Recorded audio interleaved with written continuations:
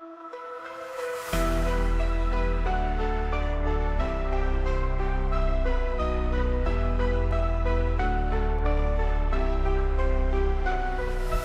system's rigged, man, it's time to break free.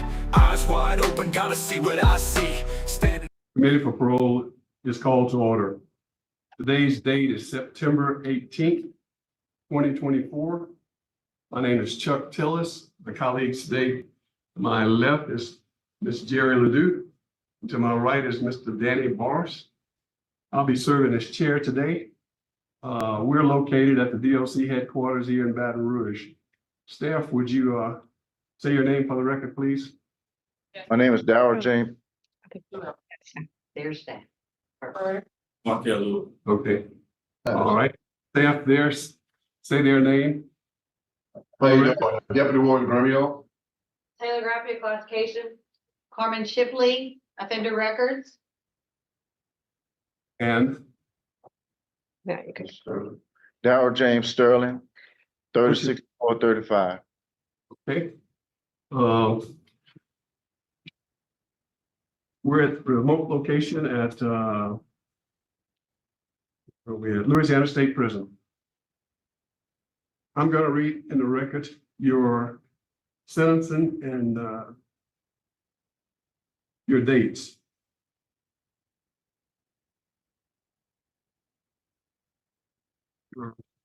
A first offense felon, you were sentenced January 10th, 1992. Sentencing was life in prison at hard labor to be served without benefit of probation, parole, or suspension of sentence. On December 13, 2023, a computation of sentence from the life to 99 years with recommendation for parole eligibility after serving 30 years was granted by the governor, John Bell. The staff there, the warden, do we have anybody there to speak on your behalf?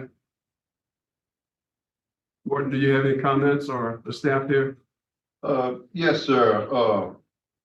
As far as Mr. Sterling, currently he's in a couple of program classes, and that I recommend that he needs to finish that. He has a very good disciplinary record. Last time he's been written up was 2008. He has a high school diploma. He's completed a lot of management classes and everything. So right now he's a Men 8 trustee, and he's been doing what needs to be done. Thank you so much. Today we have that speaking on the behalf of Mr. Sterling is Julie Mudd. Julie Mudd, yes. Hello, good morning. I'm going to let you go last. And we have David Green, who is a minister. And we have also John Sterling, the brother. And do we have anybody else on the video? Okay. Mr. Green, would you like to make a statement? Yes, thank you.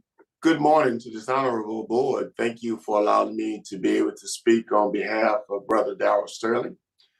Been knowing Brother Darrell Sterling for over 15 years now in ministry, and he has been definitely one of our stronger ministers there in Angola at the main prison there. And we're so proud of Brother Sterling. We're looking forward to, if this honorable board see fit, to grant Darrell Sterling another opportunity at his freedom to have him on our staff here with Keep It Real Ministries.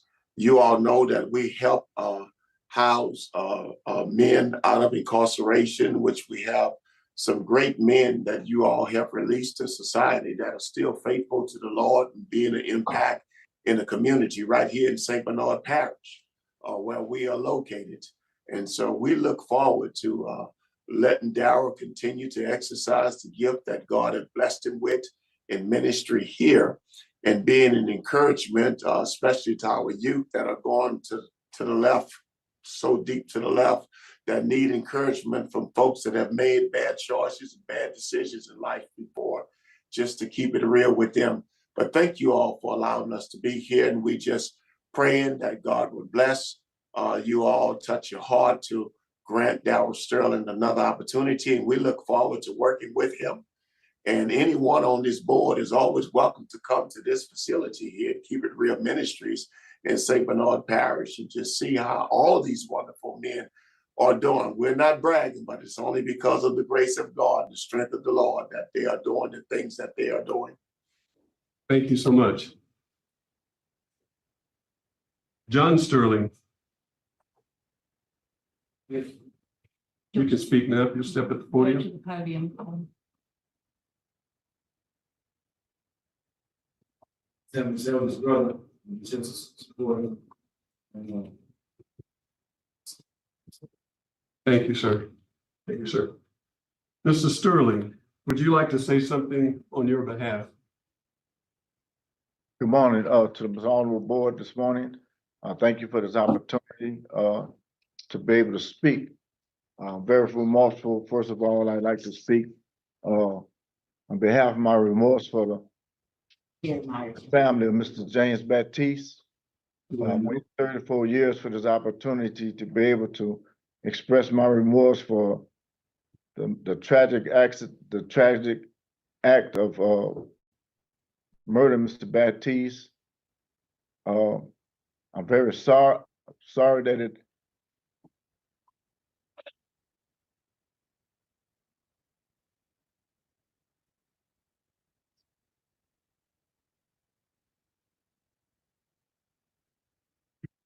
I like to the mother of his children, as well as his children. I'm very remorseful for causing such a horrible impact on your life, taking your loved one from you. I can't imagine how you must hate me as a person. I just wanted to also let y'all know how humbly I come before you, asking for your forgiveness. It was just terrible. You know, I've caused pain in the lives of so many people, my community, my family. I'm deeply remorseful. The company that I was working for at the time, United Parcel Service, my coworkers. I've waited so long. This thing has dealt with me for so long, and I just wanted to be able to just let Mr. Baptiste's family and his loved ones know how terrible, sorry I am, and I just want to humbly put myself in a position to ask for your forgiveness. Thank you. Thank you. Thank you. Mr. Myers, I'm sorry. Are you ready to speak? Yes, thank you. We're here to support Mr. Sterling. Mr. Sterling isn't new to Parole Project. Parole Project has known Mr. Sterling for a very long time. We feel very confident. Mr. Sterling is a first offender. He's been incarcerated for 34 years. He's done significant work in rehabilitation, and we believe that he's a perfect example of how the Department of Corrections works, of rehabilitation. That's the goal. And we believe that Mr. Sterling, based on his age, based on the amount of time served, the support that Parole Project will give him after 34 years of incarceration in the transition. He also has an extremely high quality long-term plan. And so we're prepared to work with Mr. Sterling for as long as that transition period is needed. Before he moves on to that, we'll help him through the basics for someone who's been incarcerated that long, through technology, through finance, through social norms, through the one-on-one mentoring that we're able to provide. And so we just ask this board to consider this and grant Mr. Sterling his parole today. Thank you so much. Mr. Sterling, Mr. Barros is handling your case, and he's going to be asking you some questions along with the panel. Mr. Morris.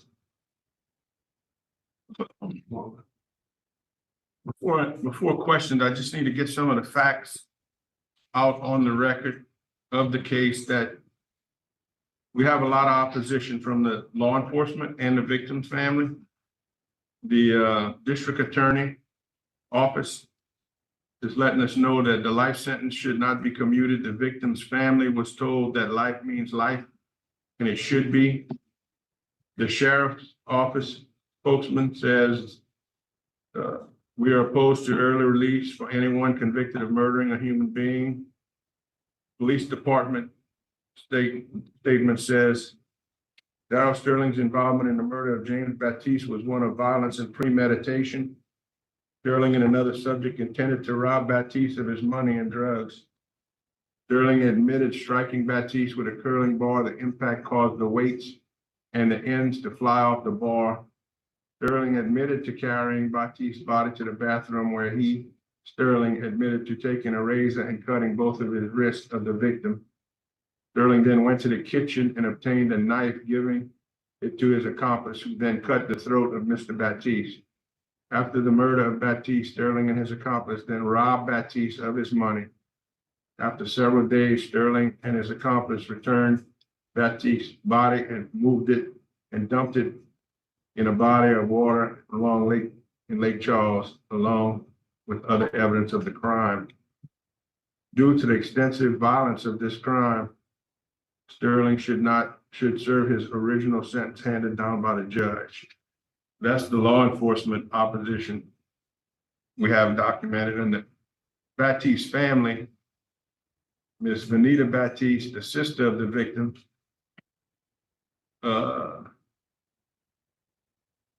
was contacted, and she is adamantly opposed for early release. She's described the day her brother's body was discovered and is unable to understand how someone could have murdered another human being like that. Hamilton Baptiste, the brother of the victim, he's extremely opposed, and Crystal Baptiste, the cousin of the victim, extremely opposed. And that's a lot of opposition we got to deal with regarding this if we would determine that to release you. My question is, why do you think you, at this point in your life, you deserve to be released? What have you done, and what's, why do you think that today's the day that we should be releasing you? Mr. Barrows, thank you for the opportunity to answer that question. I was 29 years old when I got locked up for the murder of Mr. Baptiste. I'm entering my 34th year of incarceration. I've grown up all over again in prison. Immediately as soon as I got to prison, working my way out of the prison cell block farm line, I started working on myself as soon as I got into population in 1993. I've excelled in every job I've had in 34 years. I've only had 5 jobs outside of a farm line. My first job was working for the prison enterprise with the Louisiana tag making process. The second job was in 95 for the main prison laundry, worked over 25 years experience there. I became the inmate manager and supervisor. I had 5 different supervisors from that point. Unit management asked me to train security as well as training the offenders in that place for pressing clothes, using industrial washing machines and dryers. The next job from there was required for a trustee, which I've never compromised my trustee status from 2008 up until this point. I've always worked outside of the prison compounds, unsupervised. I don't have any escape risk. I started working on my sobriety. I have 34 years of sobriety. I've taken New Hope AA. I've completed relapse recovery, substance abuse, living in balance, thinking for a change, anger management, JCs. I took a course in 93 at JCs from 1993 to 94, a year, worked at those self-help development classes. I've taken AA in 93. I've taken CPR And those skills for CPR in 2019 came to pass when a major died, a correction officer died at my feet from a heart attack. Me and my coworkers were able to perform with the instructions that I had to help with the warden and the security officer. We worked on this guy for 5 minutes, and the major, he came back to life, and he's still working for Angola here today. I've taken Toastmasters, Building Your Thinking Power, Parliamentary Procedures. The Club for Angola Special Civic Project was a pre-reform organization for the possibility for parole for life at the time. We had a concession. I worked in the area with the visitors. I've learned management skills, short order cook forms. I've trained people. I've management skills. I've learned secretarial, bookkeeping, accounting, leadership skills. I've also taken Dale Carnegie. I've always worked on myself since I came to prison up until this present date, 2007. I was added to the Lord's Church, and all of these things that I'm doing is voluntary outside of my normal work job. Unit management used me in 94 to 96 to do a newsletter, which was piggybacked off of the Angolite. The Angolite staff took and worked with me to try to help improve my writing skills.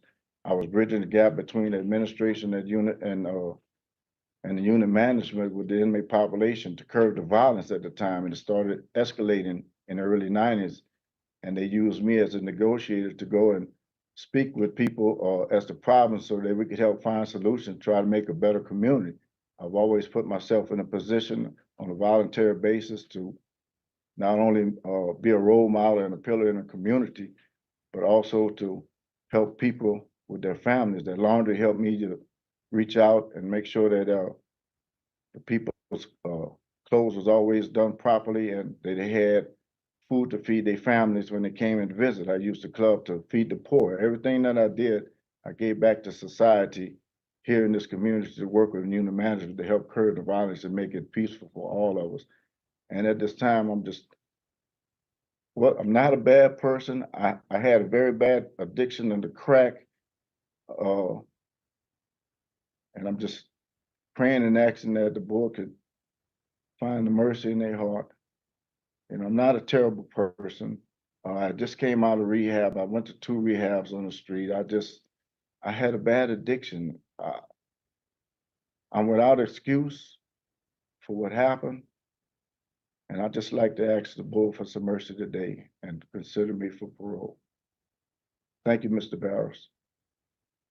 And I started out with the negative parts of your case, but there is some positive things too. Looking at your record being in there, you've only had 4 write-ups in all that time, and the last one being in 1992 is what I see. And that you're on a minimum level of security, and that you are a true first offender, which we don't really see a lot of those guys.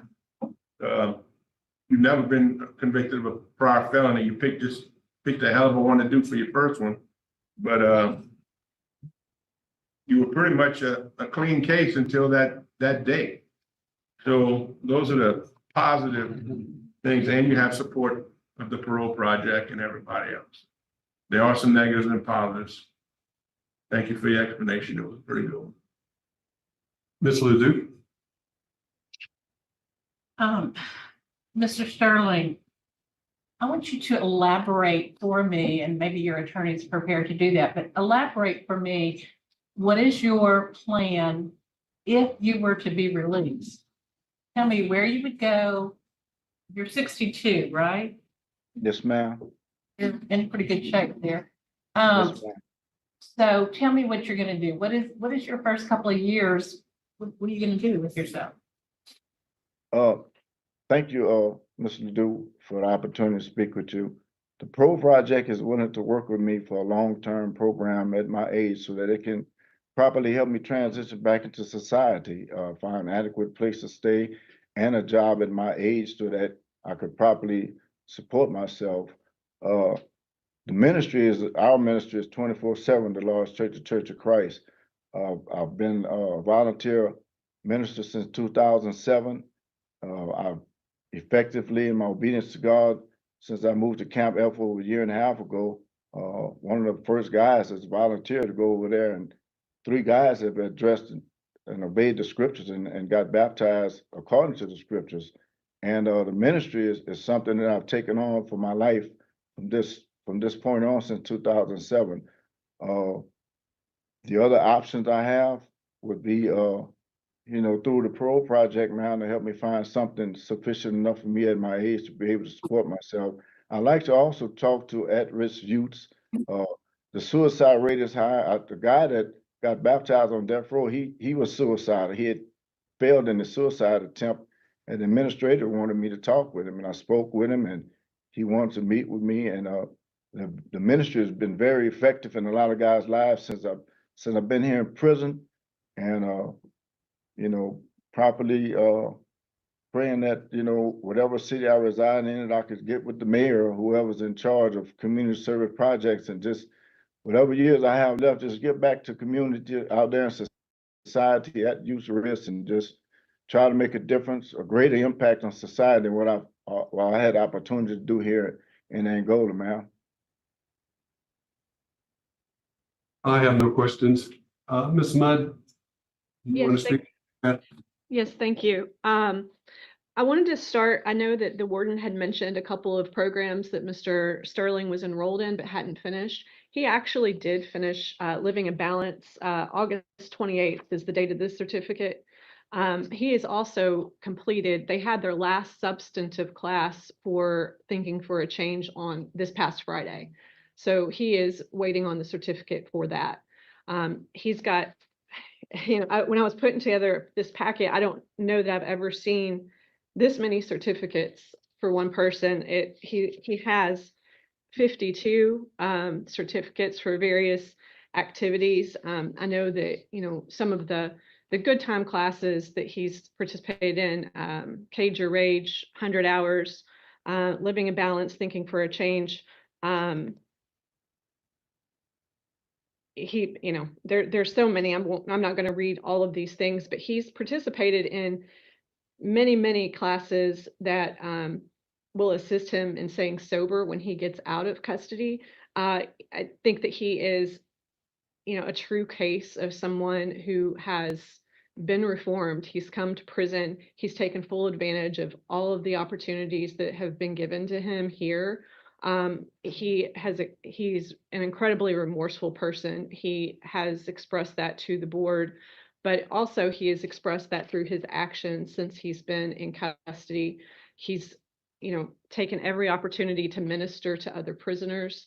In addition to Mr. Green, who spoke, I've spoken to several people with the Church of Christ. It's like his second family, and they're very supportive of him. And I believe that if he is released, then they will continue to be very supportive of him on the outside. I think that, you know, Richard Felix in particular, who brought him into the Church of Christ, has, you know, he expressed to me that Mr. Sterling is like family to him. And I believe that going forward, that will continue to be the case. He's, as was mentioned, a Class A trustee. He's been a Class A trustee for a very long time, only 4 write-ups in his 34 years of incarceration. He's gotten his driver's license. I don't think that's in the packet. He's gotten his driver's license since he's been in custody. I will note too, this wasn't a trial case. He actually pled guilty at the time that this case was going on. He took accountability at that point. He has just excelled at everything he has done since he has been here in prison. He's educated himself. He actually has a college degree. He had a college degree before he came into prison, and then he's continued some courses through colleges since he's been in. That includes Nations University and Northwest Missouri Community College. There are some certificates in his packet from those, as well as his WO Boston High School diploma and McNeese State University. He has associate in science from McNeese State University as well. So he's in a good position to succeed when he gets out. He'll have plenty of things to occupy his time and to become a productive member of society. Thank you so much. Is the board ready to vote? I ask for executive session. I'll second it. Call the roll, please. Jeremy Lou? Yes. Danny Barros? Yes. Tim Penn? Yes. We're gonna go into executive session right now. Yeah.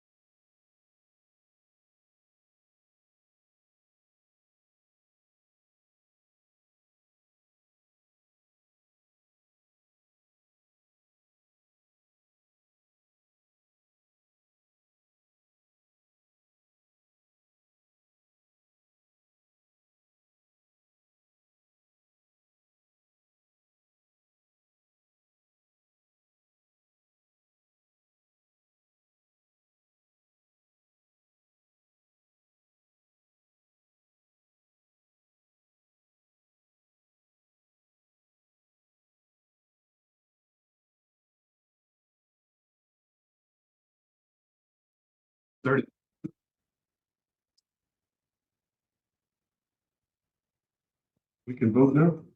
Yep. All right, Mr. Barr, I handle your case. He will vote first. Mr. Sterling, I gotta commend you on your exemplary prison record. That's really, really impressive. I also looking at you being a true first offender and giving you credit for that. And the good support that you have with the Parole Project and other people.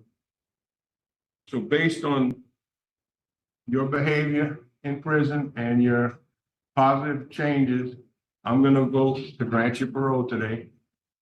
And on the condition that you speak with at-risk children at least 4 times a year and let them know the dangers of drugs and one bad decision, how long it can cost you. One bad decision can cost you.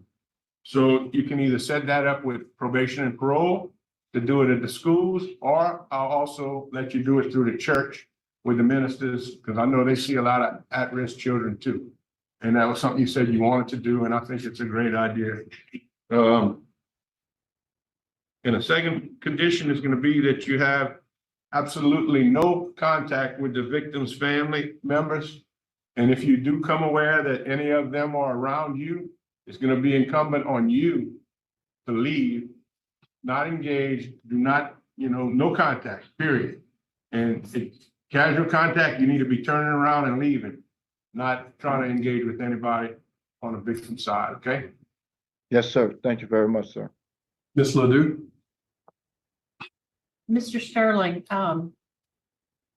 there is nothing you can do to change what you did 34 years ago. Nothing you can do to change that. My decision today is based on what you've done since you committed that heinous crime, and you've owned up to that. You pled guilty. You accepted responsibility. I don't like the term model inmate. I don't like that term. But I do like the term rehabilitated individual, and I believe you are. My vote's going to be to grant parole. My stipulation is that you never live in Calcasieu Parish. Yes, ma'am. Thank you, Mr. Ledoux.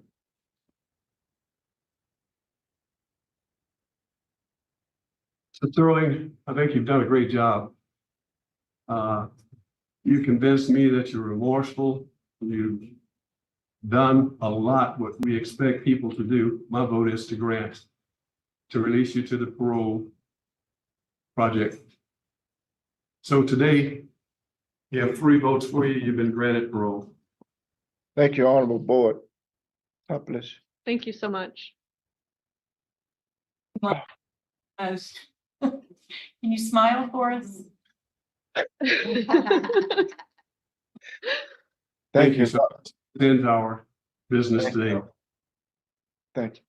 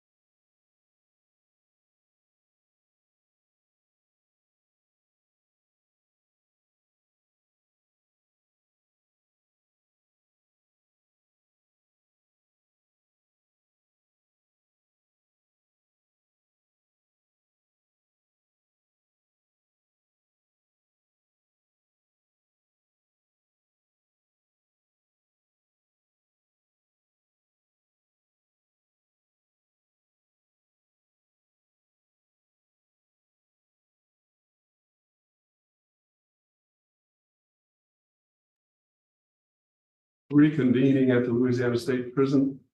Time is 9:57 a.m. My name is Chuck Tillis. Chairing this committee this morning, my colleagues to my right is Mr. Boris, and to my left is Ms. Lanu. With the staff there at the Louisiana prison, state their name for the record, please. Deputy Warden Grimion, Taylor graphic classification. Carmen Shipley, offender records. Amber Visorio, classification. Thank you so much. And Mr. Christopher, would you state your name and DOC number for the record, please? Christopher Picard, DOC number 334954. Thank you. You're welcome. We have today people who are speaking on your behalf. Is Ms. Jennifer Cameron, your attorney? Yes, sir. Gary Mowers, Louisiana Parole Project, and Josh Jones, brother-in-law, Amy Dozer, a friend, and we have no other. That's it. And the victims will be speaking against is Shirley Adams, victim's mother, Rachel Picking, victim's sister. Mr. Picard, Yes, you're sir. your first offender, felony offender. Yes, sir. Action required was computation of sentence. And that's it.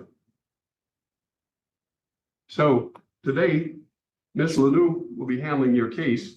But first, we're going to let your brother-in-law, Josh Jones, speak on your behalf. Is he available? Josh, he's not.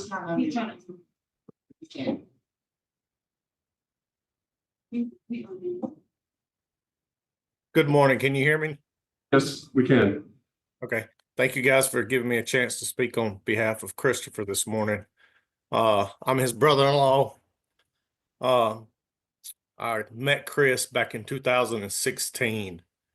I had the opportunity to go to Angola prison with his mother and his sister. I was kind of skeptical at first about even going to the facility. I've been in law enforcement since 2007, and that was one reason I was skeptical about this situation. I've heard so many stories and been in this career, you kind of see through people. After meeting Chris, I seen that he was a humble human being that was remorseful for what he had did. Also, after the years of getting to know Chris more, Chris has been a role model to some of my kids as well. They don't want to listen to their dad, but they listen to Chris. Chris has took the opportunity to actually rehabilitate himself, which is very rare for what I see in cases like this. Chris has took the opportunity that he has been given and enrolled in many, many programs to help himself and others as well. So I truly believe that Chris could do good when and if he gets out. I just like to take a minute and just see if you guys will consider this and help grant his parole for him.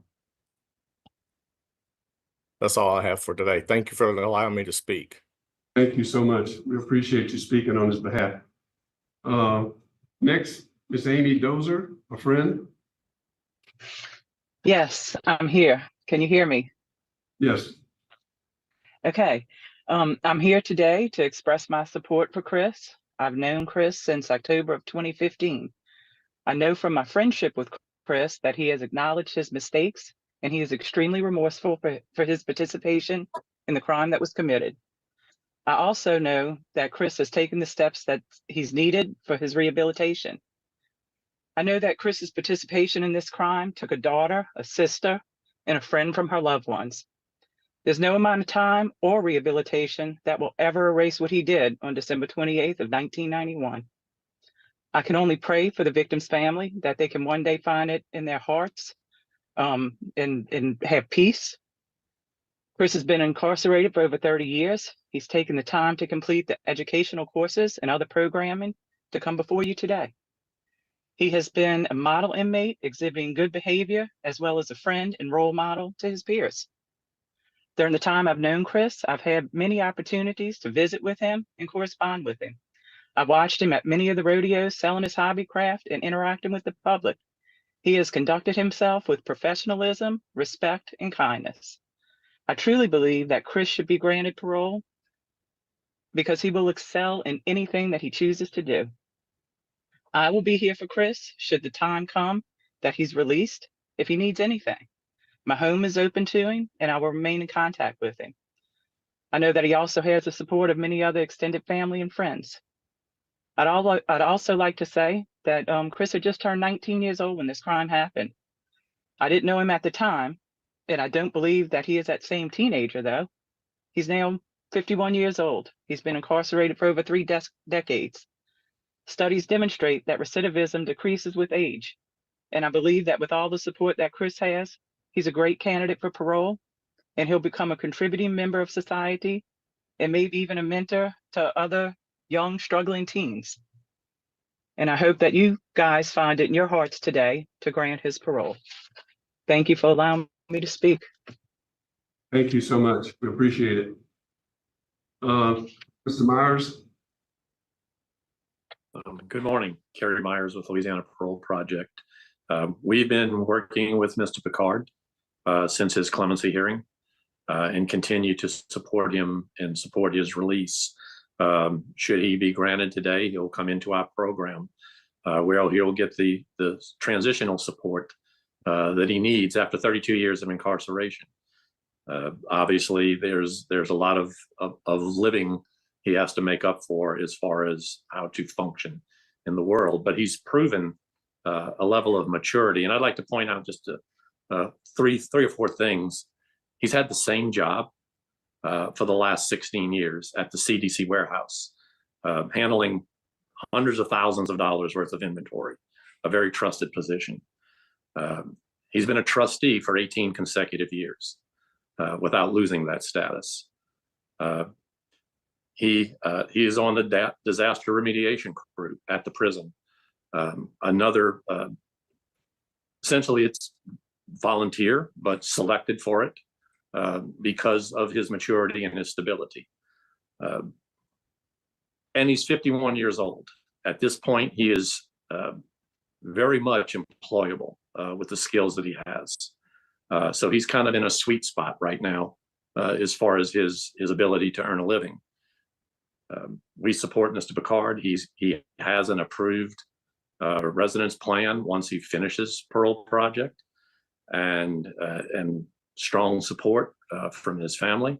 And we just ask this board to grant his parole today. Thank you so much, Mr. Myers. Warden,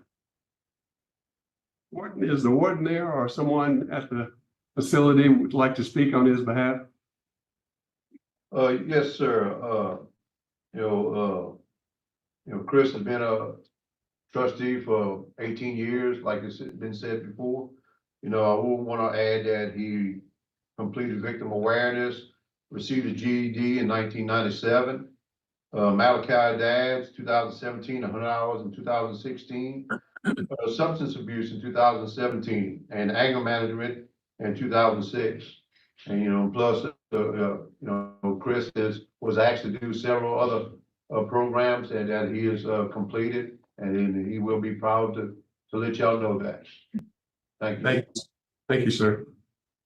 Mr. Christopher, do you have anything you'd like to say on your behalf? Yes, sir, I would. The very first thing I would like to say is I would like to acknowledge the family and loved ones of Shirley Larris. If I'm not mistaken, I believe this will be the third hearing that they've been a part of, on top of all the pain that I've caused them for the last 32 years. I can only imagine how difficult this must be for them. And if I could say anything to them, I would not only say that I'm deeply sorry for the pain and grief that I've caused them, but I would also thank them for taking the time and for having the courage to be a part of this hearing.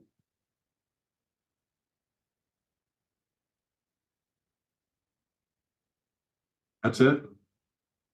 Other than that, sir, I would just say that since I was granted a recommendation for commutation of sentence by this honorable board in January of 2023, I've completed several more programming courses.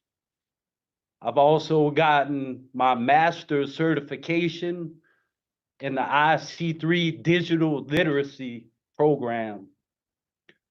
I've continued to do volunteer work and community service.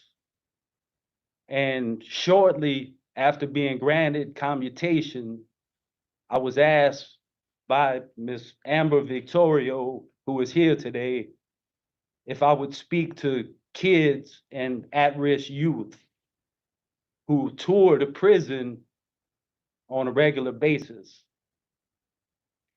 I've been doing that for a little over a year and a half now, and it's been so fulfilling and impactful in my life.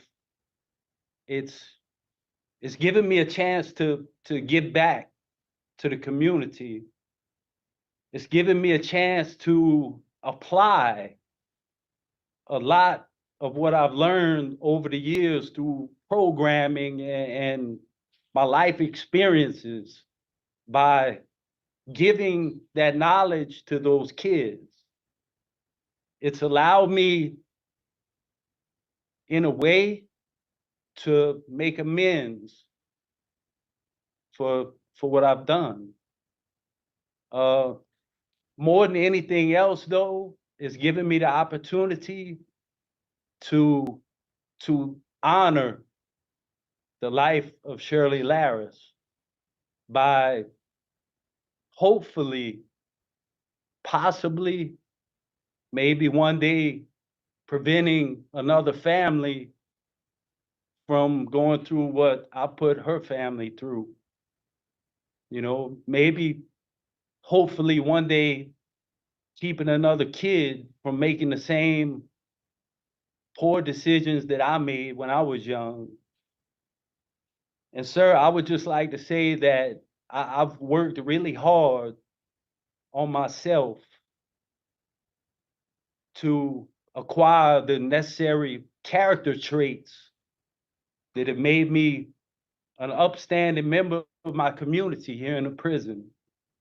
And I strongly believe that I can take those same character traits with me into society and become an upstanding member of my community there as well.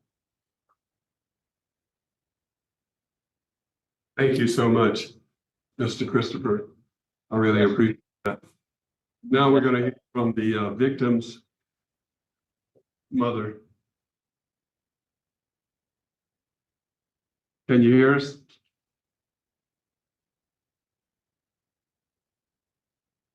Still on Hello? mute. Yeah, we can hear you now. Yes, he's brought a lot of pain in my life and my family. And Christopher is as much fault as the other one. Because she wouldn't have sex with him. So they decided they're gonna kill her. She ran into the bathroom and then she was trying to get out so she can go home. And Harold said if he had a gun, he'd shoot her. Christopher told him he didn't need a gun. Here's a knife. So Harold started stabbing her in her face, her arms. Then she ran out the house and she got in her car and they both broke the window and pulled her out of the car. Then they proceeded to stab her again. Then when the knife broke inside of her body, they took the stepping stone and mashed her head in. And after that, they knew she was dead. Christopher took off her jacket and said she won't need this anymore. Then they both picked her up and put her into her trunk like she was a piece of garbage. And I really do believe if Christopher wouldn't have showed him that knife, my daughter would be alive today. But I promised her at her gravesite that I would do everything I can to get justice for her. So I'm asking you today, please, give my daughter some justice. I owe her that. We owe her that. Thank you. Thank you so much. Thank you so much. Ms. Picking, the victim's sister. I'm a friend of Shirley's, little Shirley, since we were in grade school. So we were best friends, and I can remember her telling me about meeting one of the guys that eventually took her life. And I remember the excitement that she had, for this guy. And I don't exactly know what all went wrong that night. I wasn't there, but I do know this, that yeah, almost 32 years at this point has passed. And while I respect human beings and their ability and their willingness to change and to do things better, it does not take back and give back her life. All of the things that have been accomplished by Mr. Picard through the years, that is great. That was probably because he is incarcerated. And she got to achieve nothing. Absolutely nothing. And for myself, I can tell you this, as long as there is air in my lungs, I will stand up for her because she has no voice. And what was supposed to have happened years ago is that this was supposed to be a plea bargain that they would not be eligible for parole ever. Otherwise, it would have went up as the death penalty. And here we are today.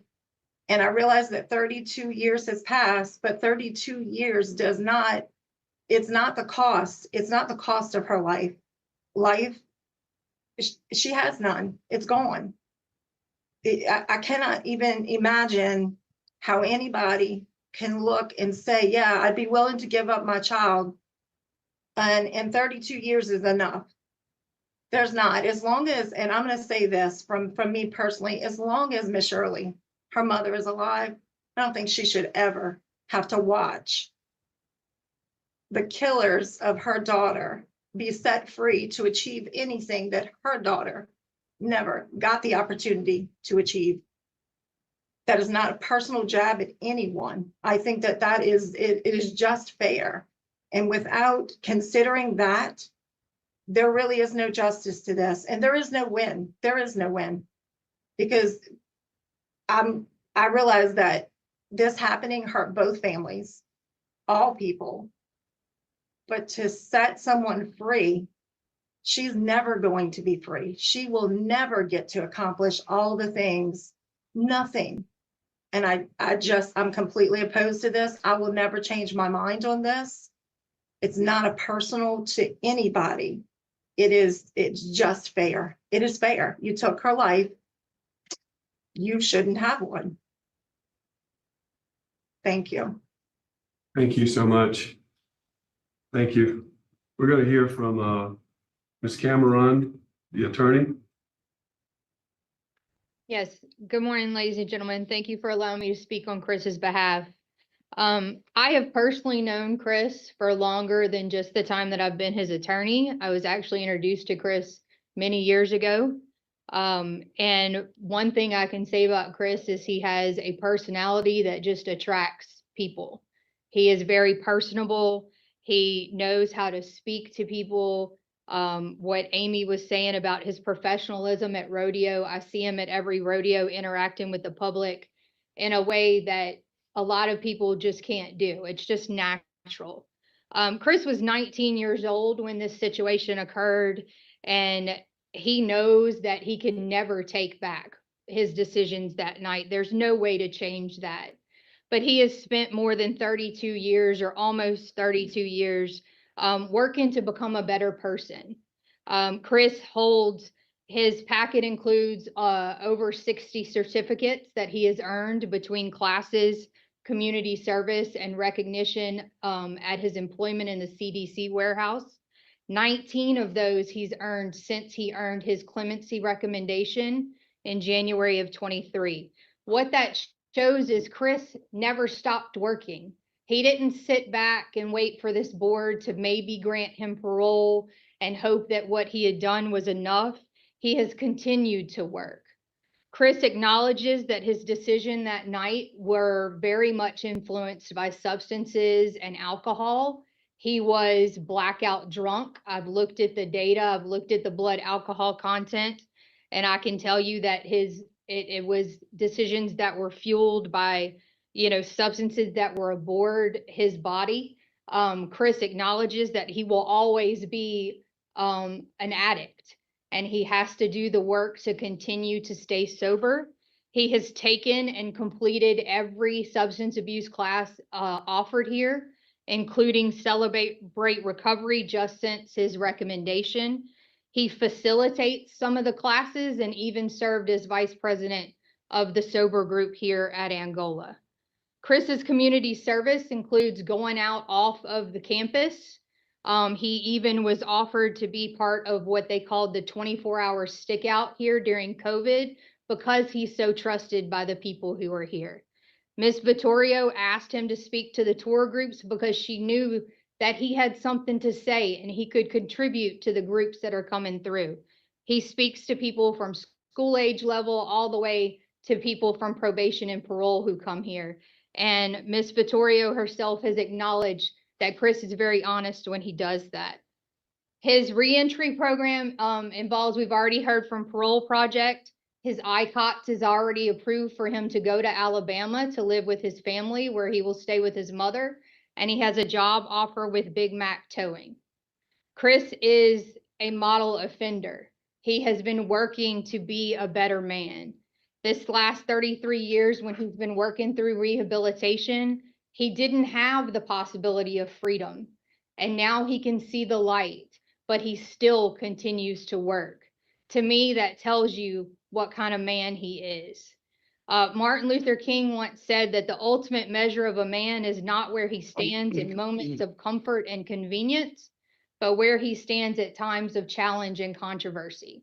I would put to this board that 33 years here at Angola, especially starting in the early 90s when things were not all that great here, would have measured Chris. And what Chris has done is stood above and stood as a good man, the best man he could be, working towards that rehabilitation to honor Shirley.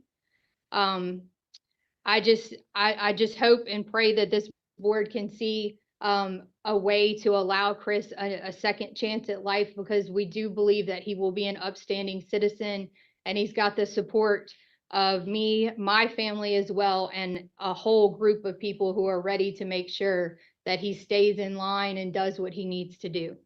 Thank you. Thank you so much.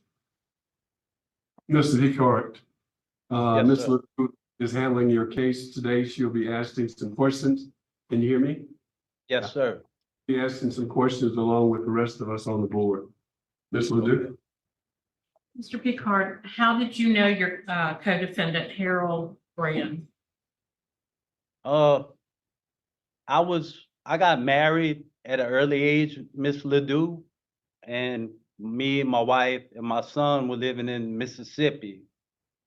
My wife and I separated, and I moved back to Louisiana. Once I moved back to Louisiana, I didn't really realize this until coming to prison, actually. I started using drugs and alcohol because I was depressed of being separated from my family. And within the circle of friends who I hooked up with moving back to Louisiana was when I met Harold. He was just a drinking, drugging friend, basically. Yes, ma'am. And he is still incarcerated, correct? Yes, ma'am. When you were arrested, were you arrested for first-degree murder? Yes, ma'am. And was it a plea deal to get a second-degree charge? Yes, ma'am.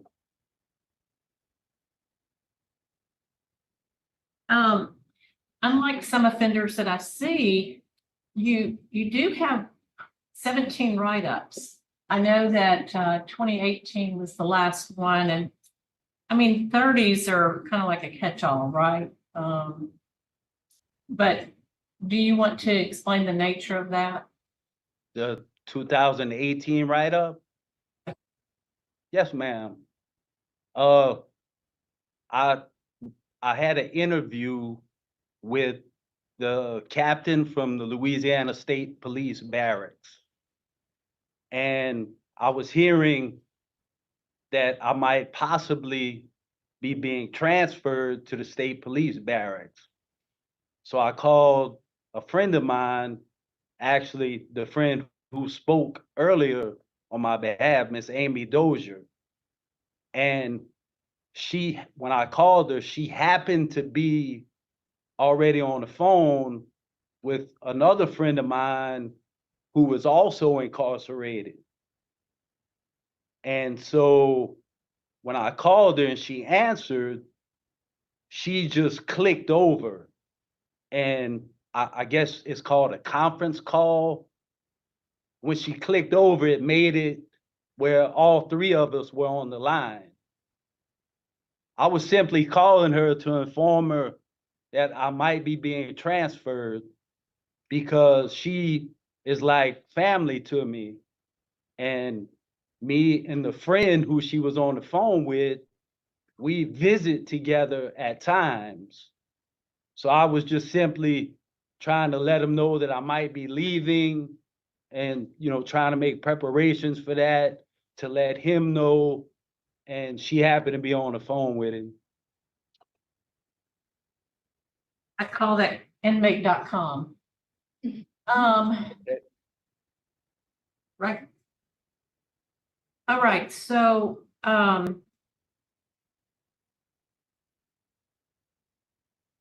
this case bothers me a lot. I'd like to go into executive session to discuss them. I say, Jerry Ledoux? Yes. Danny Barros? yes. Chuck Tillys? Yes.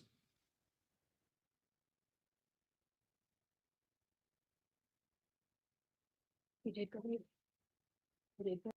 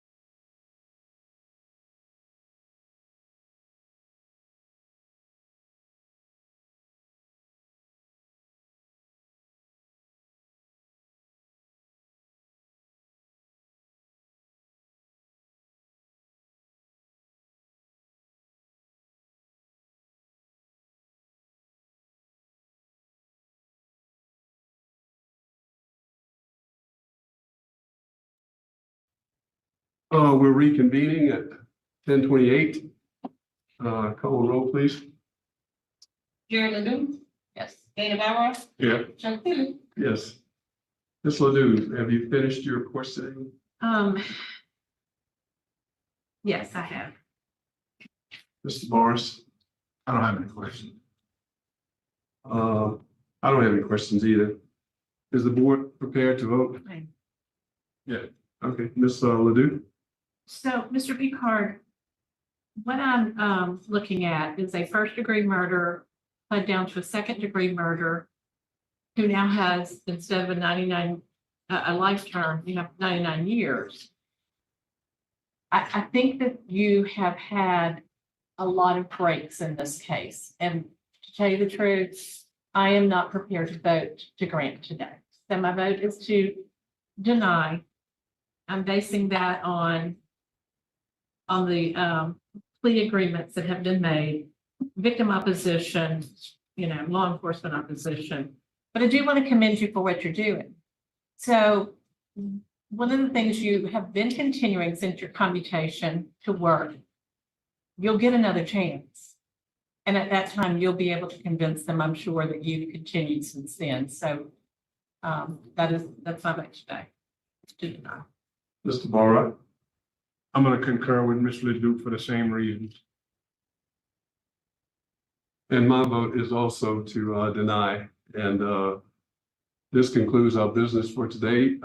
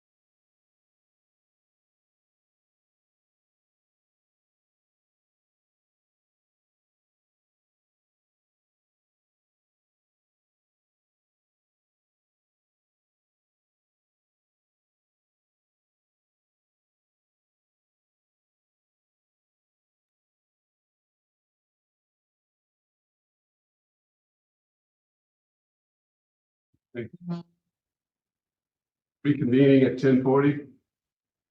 My name is Chuck Tillis. How you doing? To my left is Miss Ledoux. And to my right is Ms. Forrest. Would you state your name and DOC number for the record, please? My name is Noble Robinson Jr., 320689. Thank you. We have speaking on your behalf today is Mr. Curry Myers, Grace Brunson, and Miranda Grandigo. Grandigo. All right, and also Beverly Morton. I'm going to read your record.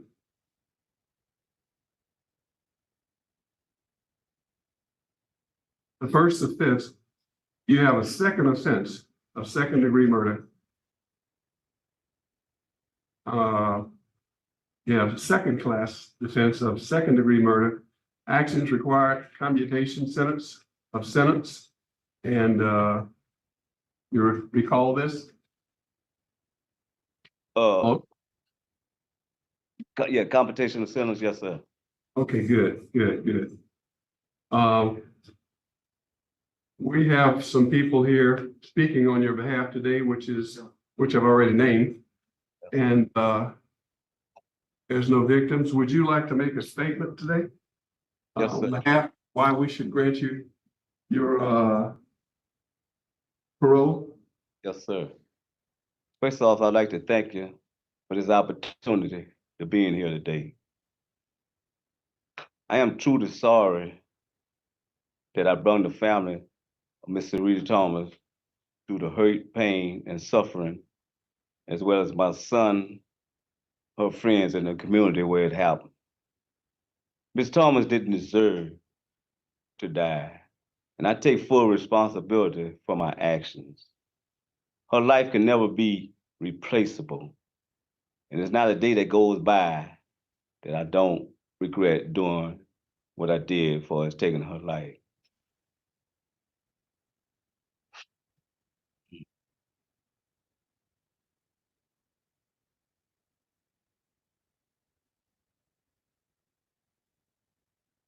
So, Take your time. thanks, sir. Thanks. Oh.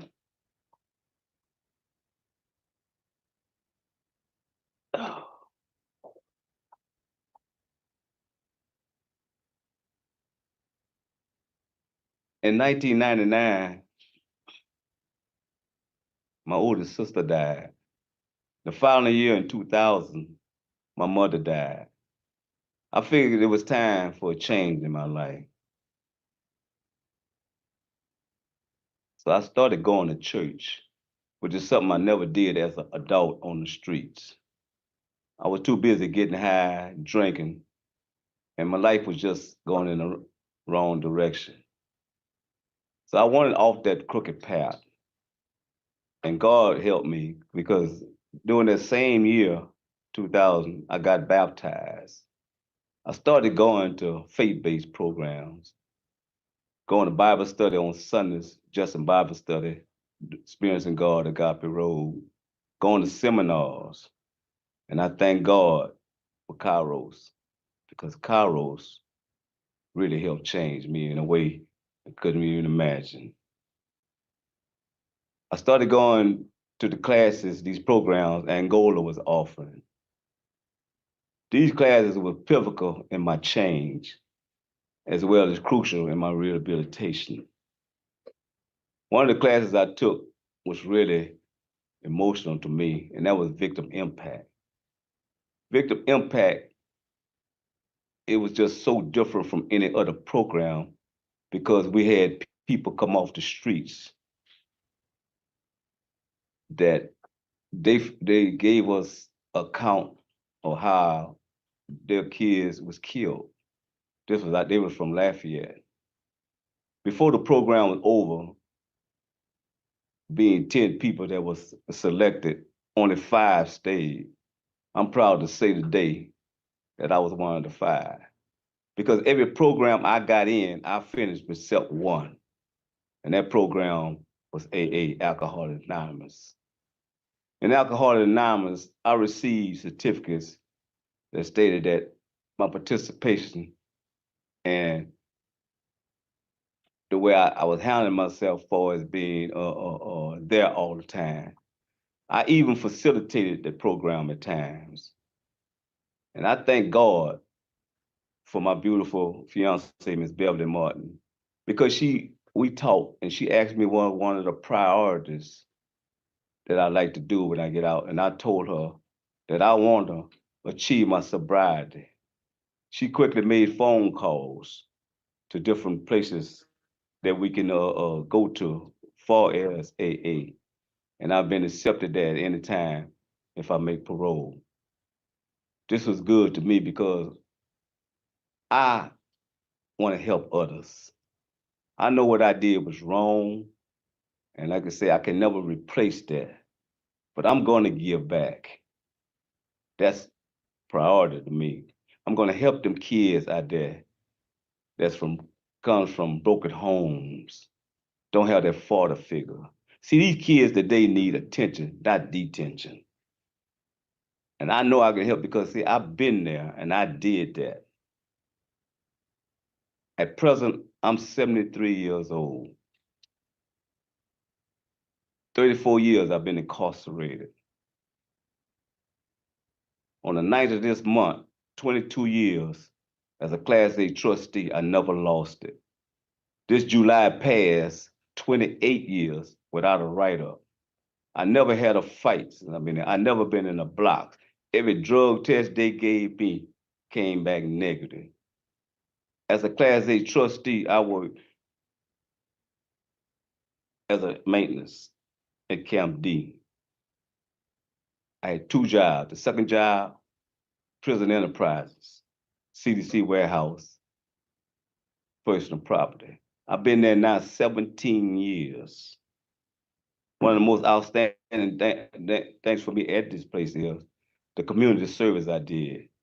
Well, I would devote my time, especially around Christmas time, making thousands and thousands of Christmas bags for inmates, not only here in Angola, for other penitentiaries in the state of Louisiana. My supervisor would evaluate me from 3 to 4 times a year on my job performance. Every last one of them was excellent. I even received certificates, Employee of the Month, this last one being in July. Certificate in this house of service, in service award for the 17 years I've been in CDC, and certificate for forklift handling. I have no problem working. And if I can help you, I will help you. See, I do care for others because everybody's life is valuable. Being in Tupuku, which is a good class I was in, I learned that I'm gonna have me a long-term goal. And that goal is to giving back. People don't understand that life is short.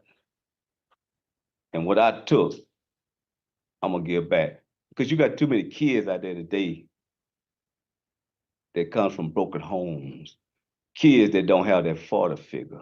I'm gonna play a part in that, especially in my fiance's community. For 38 years, she has been the manager of a mobile home complex that has over 250 mobile homes. She's a woman and only had one worker for a maintenance man. I'm gonna help her out. And she's gonna be right there 100% with me. See, I wanna start a club for these kids. If I can get them off the street just for a little while, that might help them in lives. Because, like I say, they need help. Tupuku helped me.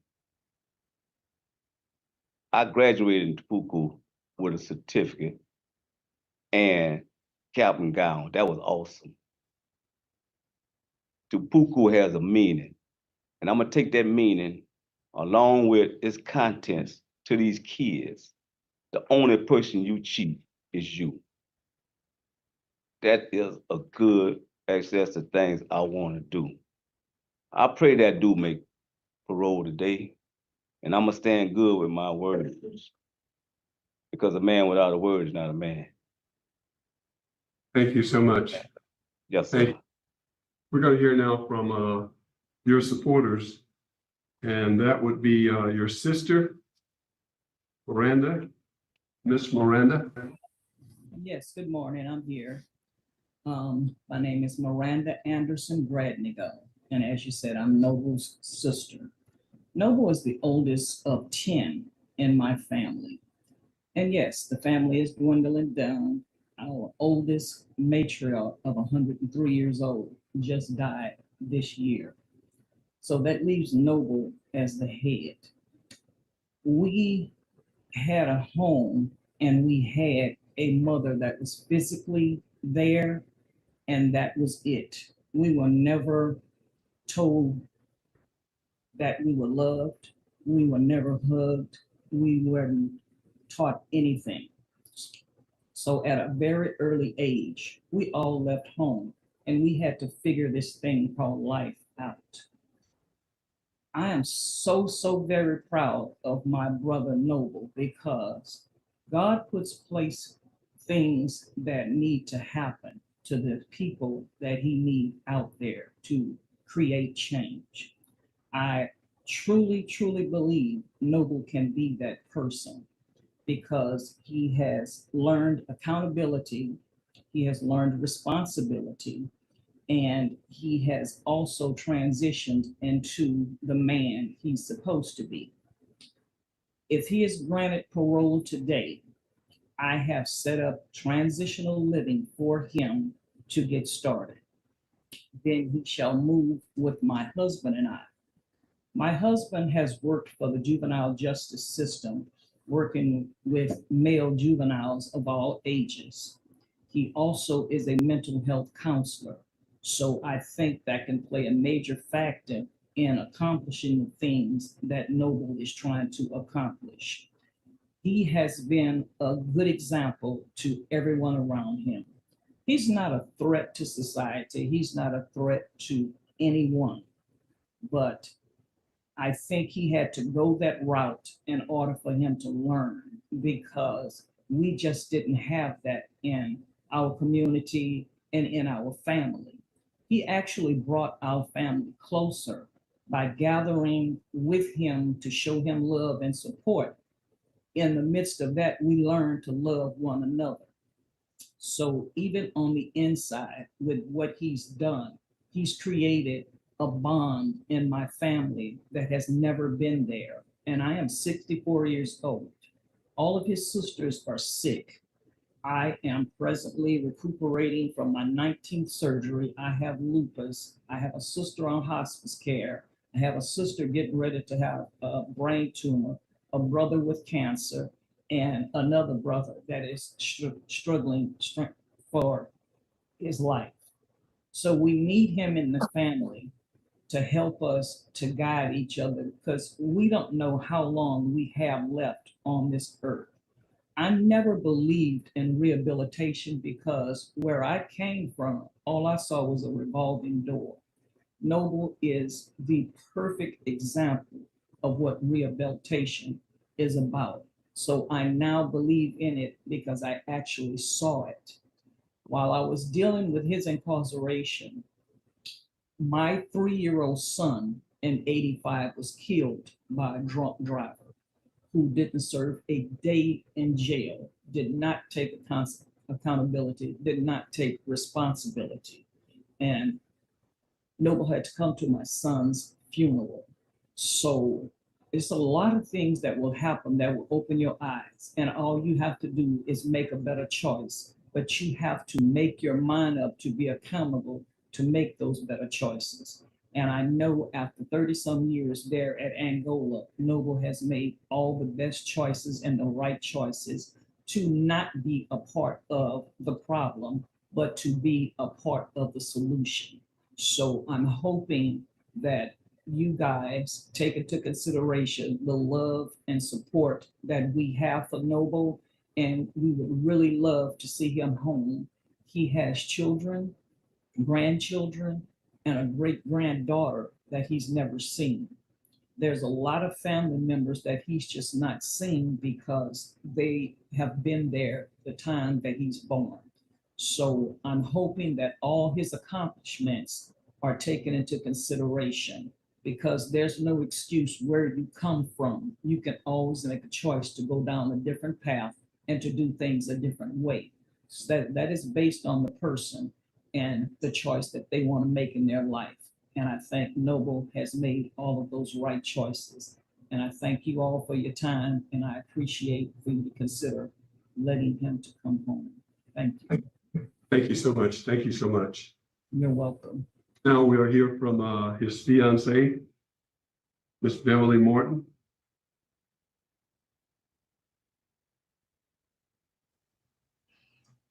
Morning, Grace. Can you hear me? Yes. First of all, I'd like to begin by giving honor to God, who is head of my life. Morning, Grace, to the Honorable Board, Parole Board. I am Beverly Morton. I am the fiance of Noble Robinson. Noble and I have 2 children. Quite naturally, they're grown. I'm the one with the 4 grandchildren and the great-grandbaby. I would like to say that when Noble first got arrested, I did take the children to see Noble. They were young, but I always wanted them to know who their father was because they were so young. All through the years, even though years passed, I've always kept in contact. I've always kept him in contact of their accomplishments, school achievements, and all that. And 5 years ago, here I am loving the same man I did 47 years ago. I'm an ordained minister. Like he said, I am also a member of the Recreation Board for Calcasieu Parish, Ward 8. I am the manager at Oakhurst Mobile Estates and have been for 38 years. And we do have every intention, if God be willing, to set up something in the clubhouse where I work at, because my office is separated from the clubhouse, where he can minister, really minister and try to help these youth, whether they be female or male. We will get written consent from their parents that they are allowed to come to these meetings. We will do everything the right way. And on top of all that, I've been, like I said, I know was always a gentleman. You know, how this happened, I wasn't in the picture. I still can't wrap my mind around it. But I know him the way that I've always known him. And he has always, Noble has never even called me out my name, let alone anything else. And I am more than sure, I have prayed and prayed and prayed that God put it on you guys' hearts. And I'm sure y'all do what you have to do because that's your job. But I am here for him financially, emotionally, in any way there is. If for some reason, because he's 73 years old and he can't work a job like a labor job or something of the type, no problem. I got that covered. And all I want is for he and I to be able to live out the rest of our days with our children, with our great-grandbaby, in our safe haven. I live alone. We have plenty of space. I live in a rural area, so we're really country. We live in a country, so to speak. We're out of the city limits. We're still Lake Charles, but we're out of the city limits. So we will have a quite peaceful life because I can't have it no other way. And on that being said, I'm sorry I wasn't there today. I've been in a car accident on August 29th, so it'd have been a little much for me to try to drive there now. I wish I could be sitting right behind him to support him, but unfortunately I couldn't do that. But I am here for him, and I will always be here for him. I have been here for him all these years, and I'm going to be here. Thank you so much. Thank you so much. Next, we have Mr. Myers. Thank you. Good morning, Kerry Myers with Louisiana Parole Project. What's already been said has been so well said. I'm not going to take a lot of the board's time here. I'd like to just say one thing. Mr. Robinson said one thing about one program he never finished, and that was AA. That's because he understands that it's a lifetime continuous action. He goes to AA every week. He continues to participate. He'll never finish. And I just want to make sure that the board understood that that's what he meant. It's never over for him. He's committed to his sobriety. We're committed to providing him with his transitional reentry. After 34 years, obviously there's some life skills he's going to need and peer support mentorship that he's going to need. And we're certainly prepared to do that. You've heard from the family, you see the bonds, you see the support system that he has. At 73 years old, he's not a threat to public safety. We would just ask this board to consider those factors and grant his parole today. Thank you so much, Mr. Myers. Now we'll hear from his attorney, Ms. Grace Brunson.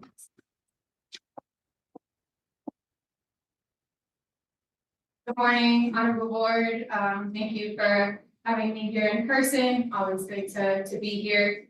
My name is Grace Bronson. I represent Noble Robinson, who, as you heard, is not only just a model inmate, but a profound example of what happens when people can and have the capacity for change.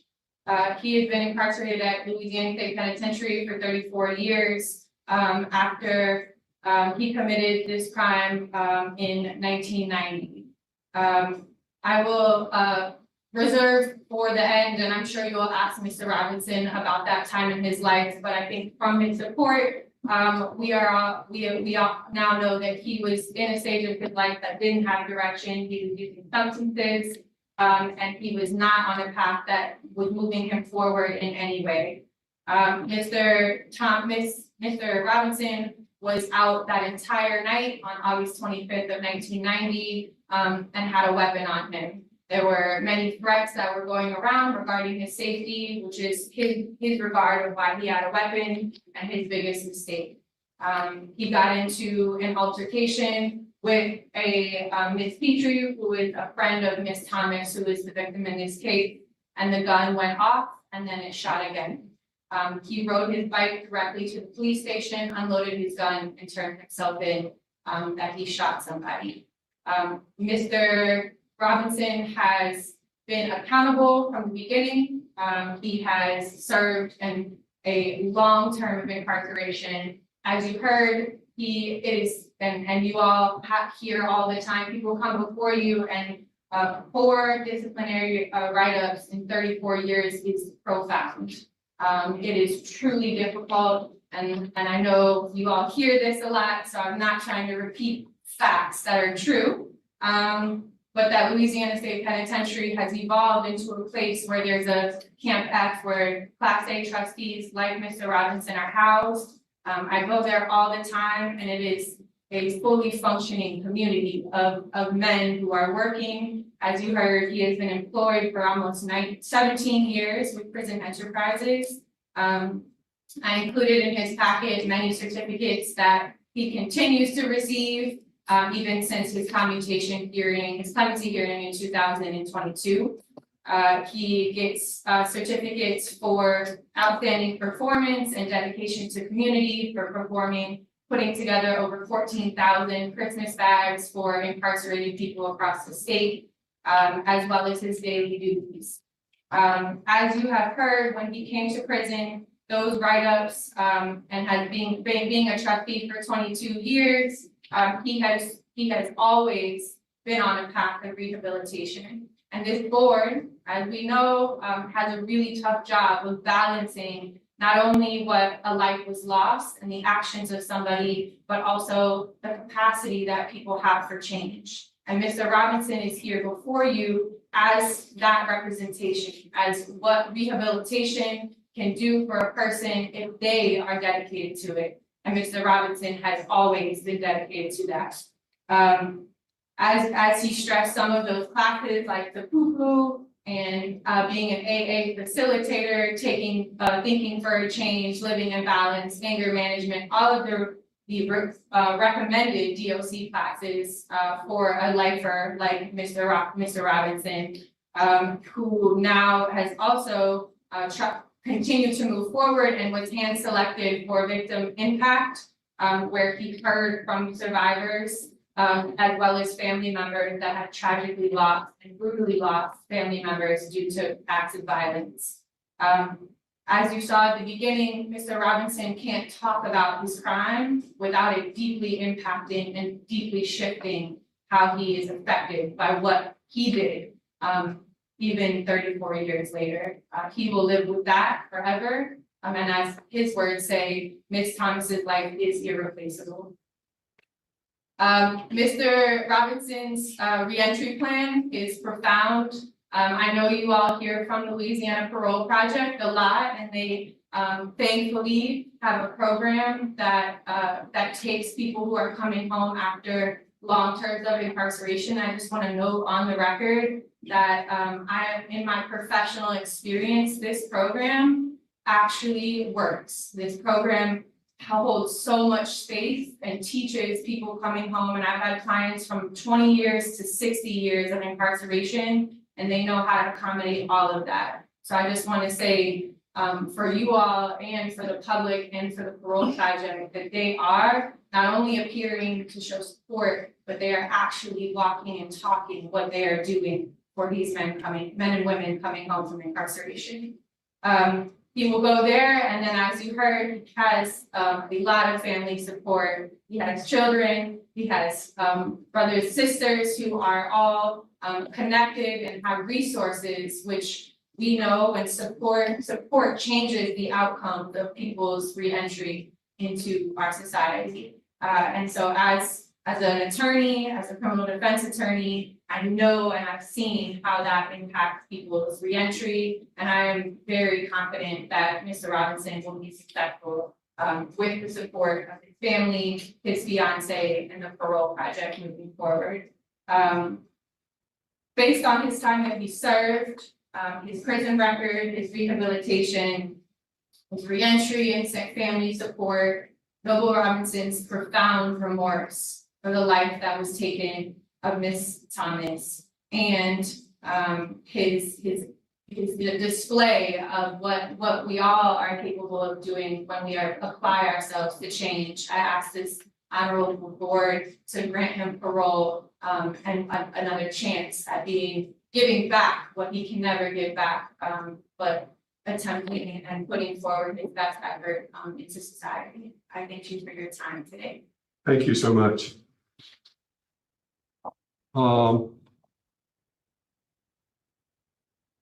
Does anyone at the staff have something to say on Mr.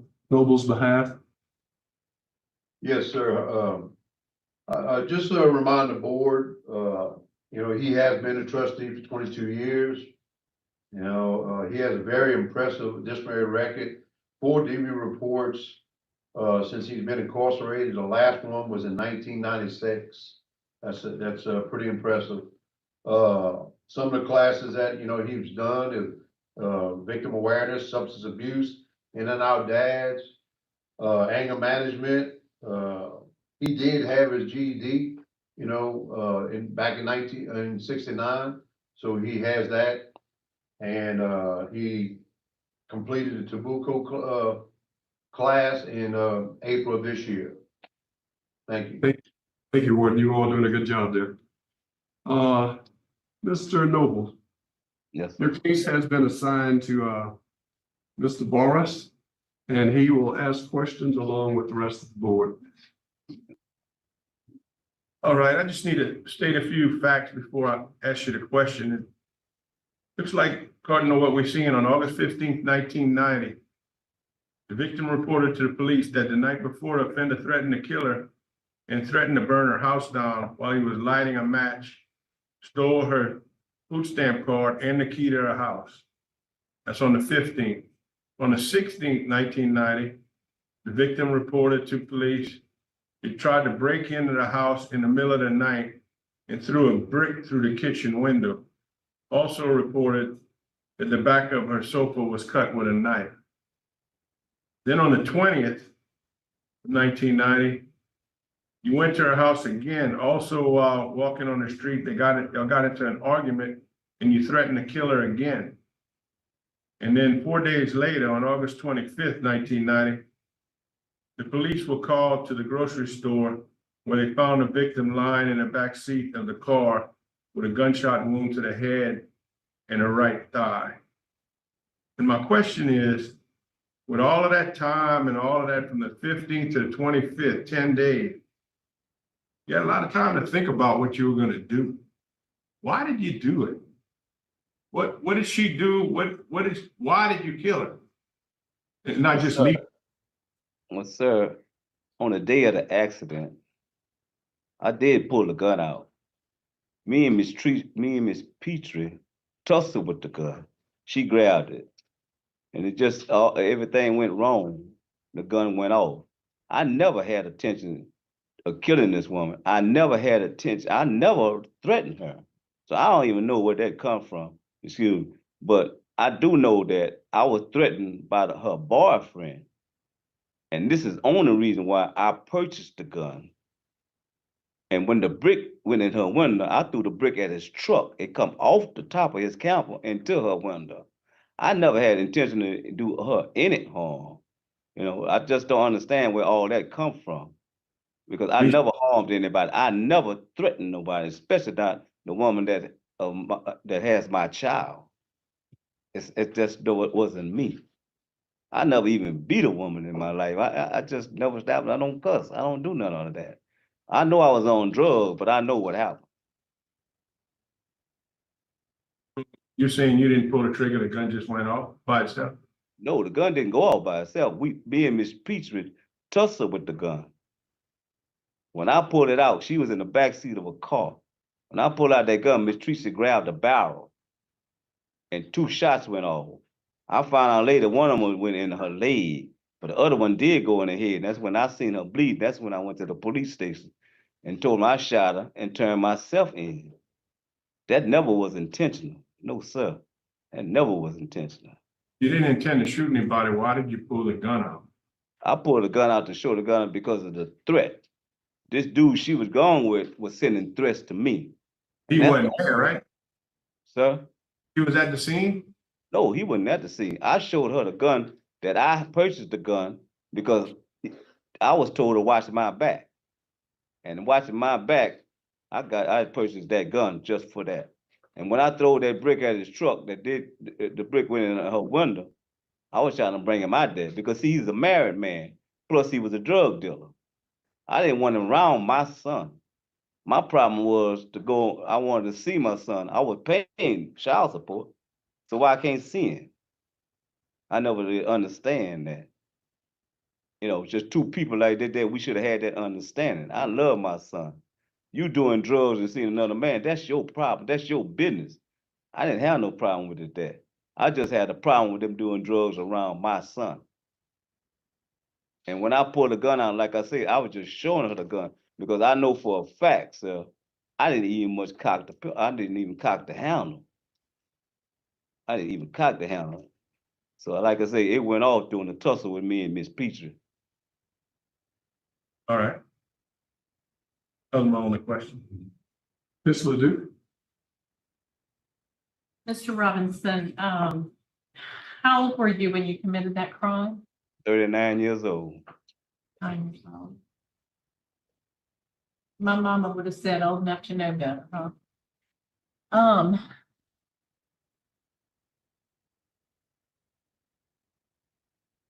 You have 8 children. Yes, ma'am. How many of them are you in connection with? My oldest son, one in Atlanta that we do email. Only one I don't have contact with is the one that lives in Houston, Noble Robinson III. I'm in contact with all the rest of them.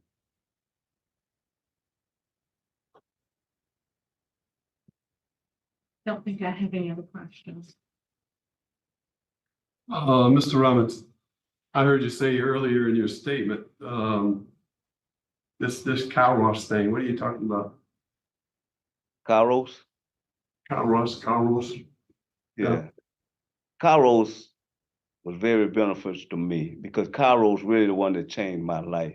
When a person gets to Kairos, you can't help but change your life because Kairos is about fellowshipping, it's about knowing God, it's about forgiving people that's actually your enemies. And in Kairos, they gave us cookies to bring to people that we made a dislike or not. And I did that there. I really appreciated Kairos. And if I could took it again, I'd take it again. I was in Kairos 3.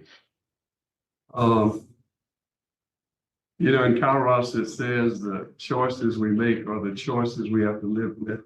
Yes, Is that sir. correct? That's You right. remember, Yes, sir. and you remember the cookies too, huh? Oh, I remember the cookies. I remember the cookies. I ate some of them. They were good, but it was mostly about giving it to, don't give it to people that you like, give it to people that you may dislike. Right, I'm familiar with it. I'm familiar with it. Is the board ready to vote? I'd like to take an executive session. Can I get a second? Call roll, please. Carly Lou? Yes. Danny Barrow? Yes. Joe Tilley? Yes, we're gonna go for executive session.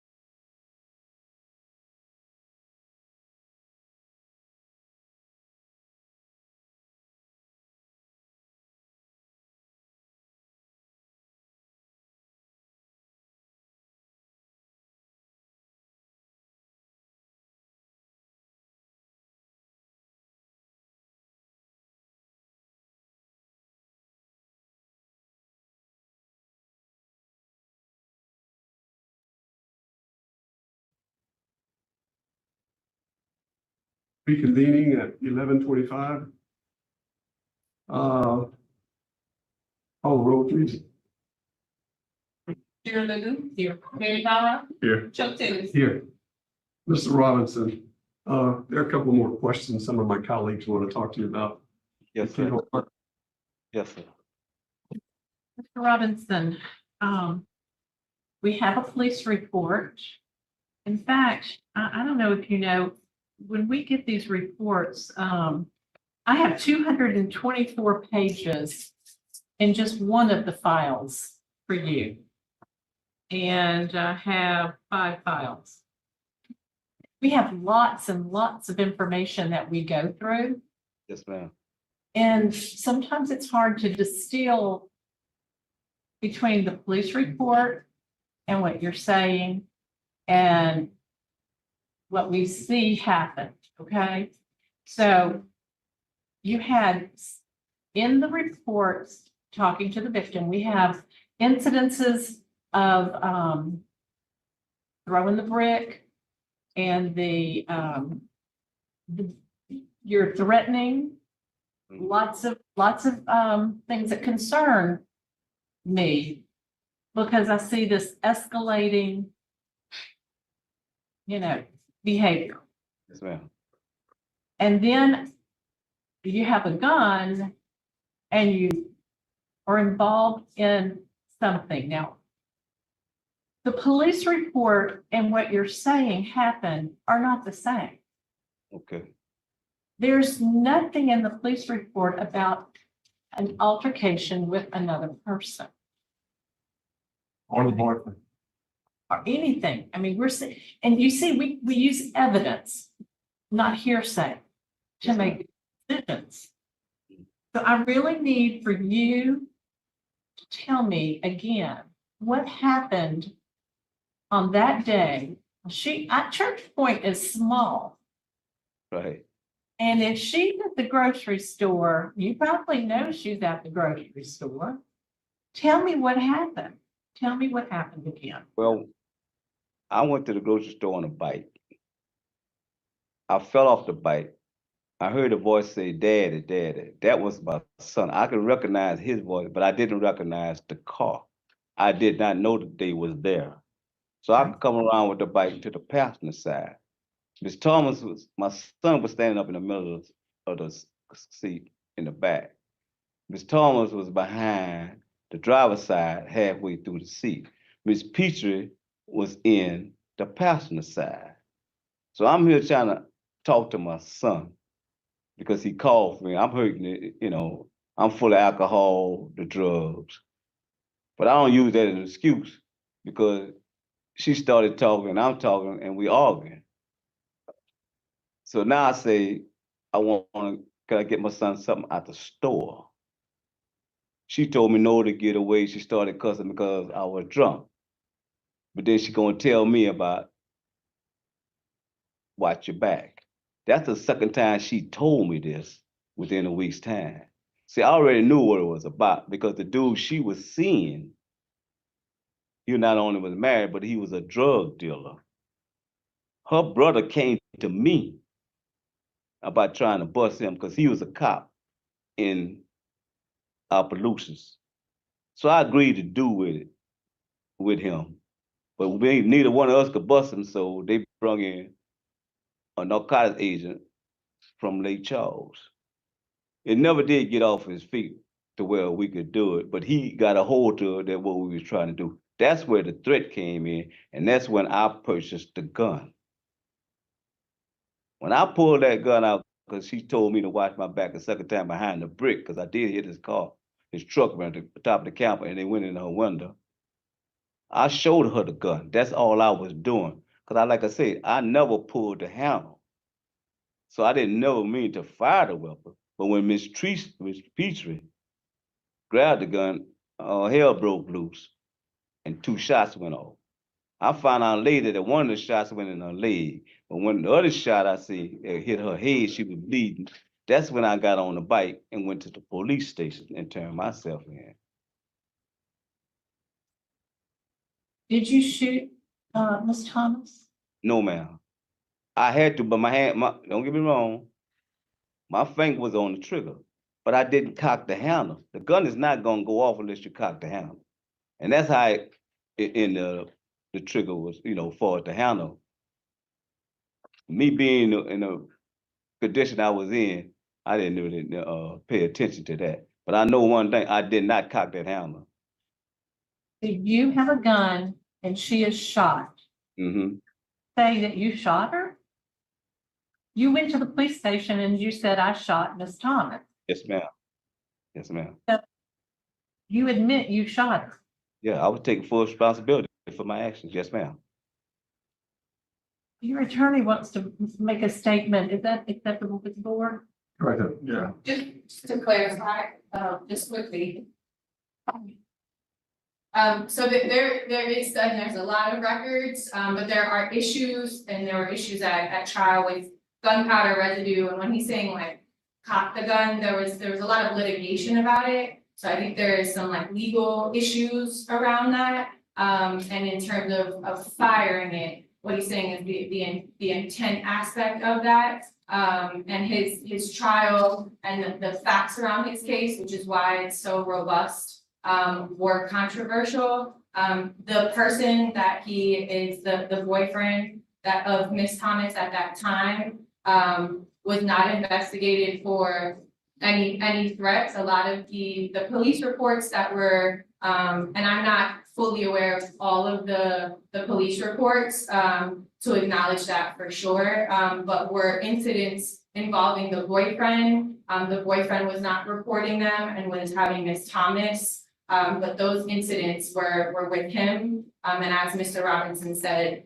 the purchase of the gun were because of ongoing threats with this particular male individual. And all of that is to say like what he, in terms of Ms. Ledoux, the gun issue was litigated fully at trial, and was an issue, on the defense's side. And as he's saying, once the gun was fired, obviously he had his finger on the trigger and it was fired. He didn't intend to shoot her in this particular places that he shot her. But once he saw that she was shot by him, he went to the police station and said, unloaded the gun, said, I shot a person, in the midst of all of this happening. I got a question for you. What came out at trial about the gunshot residue on the lady he says also had a hold of the gun? Did she have positive for gunshot residue? There was no gunshot residue from my recollection. I haven't looked at the entire trial record in a while. But that she didn't have, she is in like the appeal opinion, like she was a part of the case. I did read that recently, appeal just an opinion, and Ms. Petrie is mentioned in the facts of the case, in the appellate decision. So she was present, along with Ms. Thomas and his son. But she had no gunshot residue on her hand. Not that I recall. And again, that was again an issue, in total, that there wasn't any on him as well. Thank you so much. Yeah. Thank you. Mr. Barr, you have any more questions? Something, I don't know. No, Huh? no. Mr. Barr? I don't have any more questions. Is the panel ready to vote? The board. Mr. Robinson, Mr. Barr has handled your case. He'll be voting first. Mr. Barrs. Mr. Robinson, today I am not able to vote to grant parole for you. I'm gonna have to vote to deny it based on the strong opposition from the victim's family, sisters, brothers, victim's son, the extremely strong opposition from law enforcement officials who commented, the serious and violent nature of the crime that was committed with a gun, and that's it. Ms. Ledoux. Mr. Robinson, my vote today would be to grant. I think you have some excellent plans. I think you've proven inside what you're capable of, and that was to stay right up free, to hold jobs, to be respected, to change. And I believe you've done that. And I ask you to continue that behavior. Thank you. Mr. Robinson, my vote also is to grant and to release you to the Louisiana Pardon Parole Project. And I think you've done an excellent job while you're there. The warden speaks highly of you and your record speaks highly of you. I would suggest also to keep up the good work. This concludes our business for today.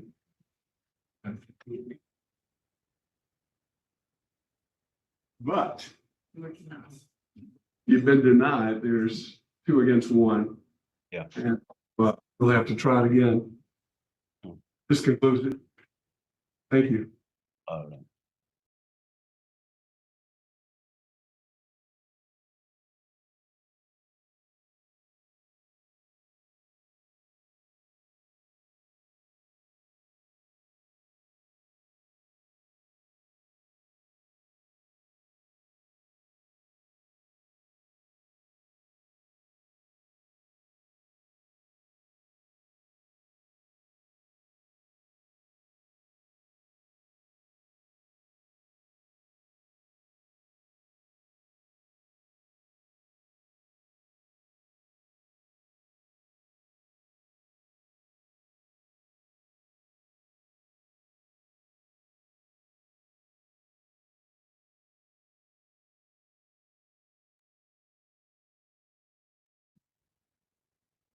Reconvening at 11:50.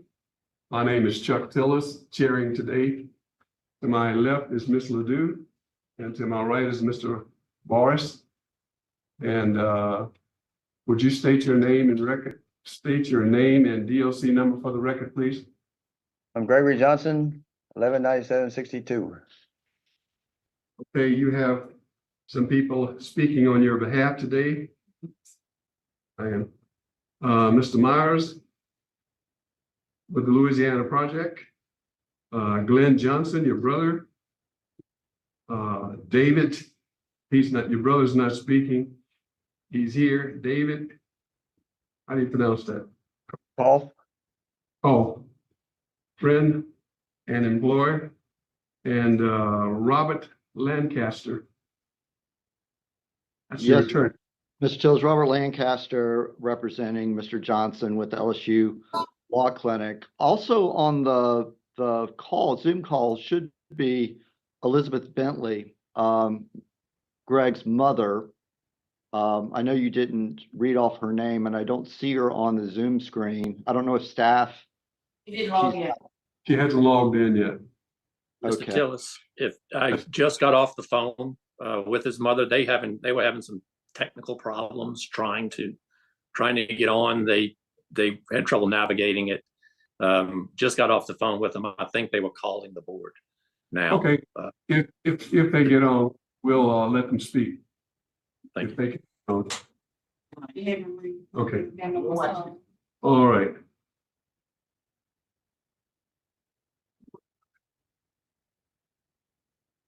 Oh, you need to go to the Randy Mark. Okay, did I call Mr. Myers? Yeah, I did. And I'm sorry. The victim, we have Randall Myers. They will be speaking by Zoom. We all straight? Okay. Mr. Johnson, your second felony, I'm sorry, first felony class, computation of sentence, and we'd like to know now what's your reasoning or what's your opinion of why we should be granting you parole today.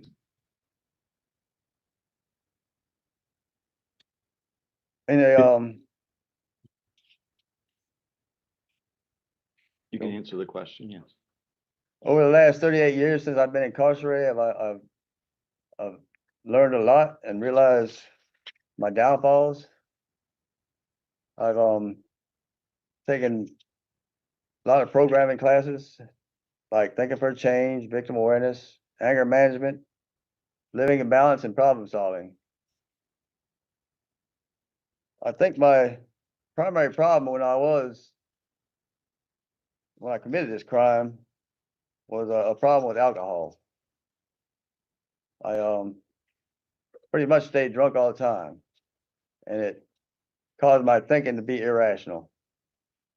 But since that time, I've participated in Alcoholics Anonymous, and I've, as I said, participated in Living Balance, where I learned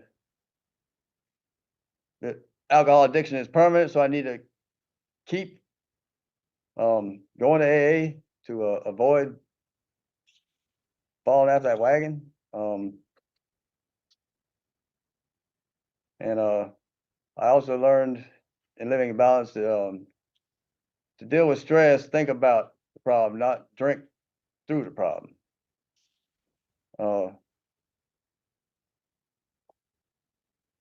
I've come to enjoy the clear-mindedness that sobriety has given me.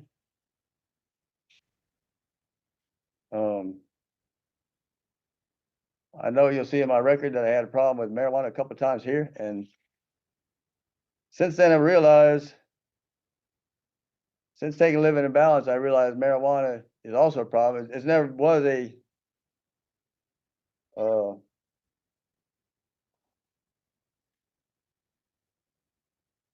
addiction problem like alcohol was, so I didn't really look at it as a problem until I took Living in Balance. And I realized even though I wasn't addicted to it, it was a problem because it was getting me in bad situations.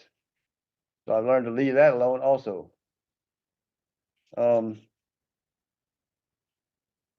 since being here, I've become trustee. I've had jobs where I took my skills I learned in the Army down a little bit to where I worked on lawnmowers and weed eaters. I got into the hobby shop, learned hobby craft trade. Have done well there. I helped build this rodeo ground when they needed assistance when they first erected it. Learned how to form and how to lay bricks, some construction skills. And when they built the Bible college, I volunteered and learned framing and sheetrock and how to hang these drop ceilings and stuff, other construction stuff.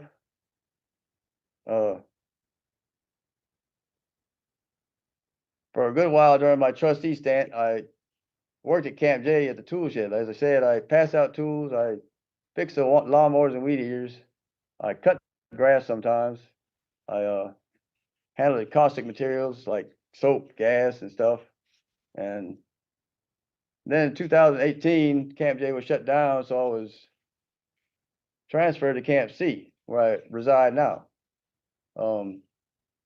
At first, while I was at Camp C, I returned to Camp J every day to, they're still taking care of the camp, so to run the tool shed, cut the grass and stuff, until sometime in 2019, the people in charge of Camp C asked me to step in to help with the club that was failing. And the Camp C club is a club that can't fail because the visiting shed relies on this Camp C club to feed, to service the visiting shed. So they asked me to give up what I was doing, come help the club, and I've been working with the club since, where I've learned management skills and really it's taught me a lot more patience also. If I can be released, I hope I can contribute to society through trying to help the homeless, probably, because I've experienced that myself before. I don't know how I do it, but I look into how I could help. Also, continuing to go to AA. Honestly, I haven't drinking since that day that I committed this horrible offense. I woke up in the bullpen in Jefferson Parish that morning, laying my head by the toilet. I said, what am I doing here? And realized alcohol got me in a world of hurt. Since that day, I'm drunk. Like I said, I smoked marijuana, didn't find it to be a problem because the addiction wasn't there. But alcohol addiction was definitely a problem. I drank every day. But I feel since my sobriety has been so strong and so long, I can actually go to AA meetings and help as much as I can get help from them. With the support they give me, I can give that much more support back to people that need it. I see. Thank you so much. I want to clear something up for the record. I may have said second offensive class, but I just want to clear something up for the record. The present offense is second-degree murder. The class is the first offender class for you. And now, I want to ask the warden, do we have anything to say on your behalf? Yes, just want to add, Gregory's been a trustee for approximately 17 years. He does have a high school diploma before he came in. His last disciplinary report was in 2011. He has went through anger management, substance abuse, 100 hours, and victim awareness class. Just wanted to add that to it. Thank you so much, Warden. Now I'd like to hear from Mr. Myers, Mr. Kerry Myers. Thank you. Kerry Myers with Louisiana Parole Project. I'd like to say I just got another call from Mr. Johnson's mother, who she hasn't been able to get in. his, Mr. Johnson's brother is here on Zoom, and was asked if he could speak in her behalf. So this is the call I just received. So we are here. Parole Project is here to support Mr. Johnson through his transition should he be granted parole today. Mr. Johnson does have an exemplary record. One write-up in 13 years ago, and excuse me, his last write-up 13 years ago, one in the last 18 years. That was the only one in the last 18 years.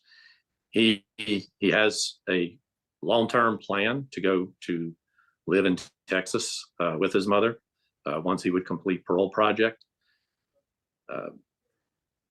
As the warden said, he's been a trustee for the last 17, 18 years continuously.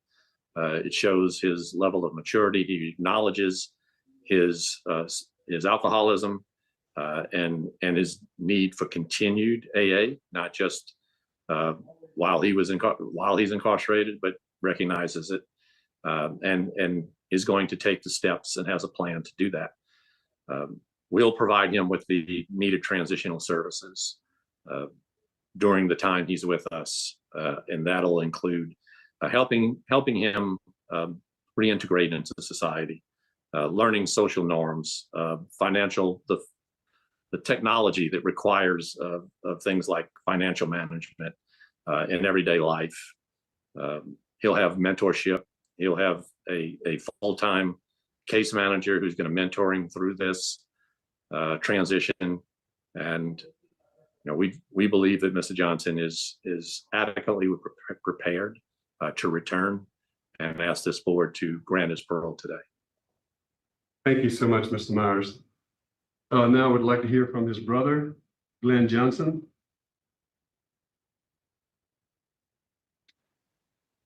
Can you hear us, Mr. Johnson?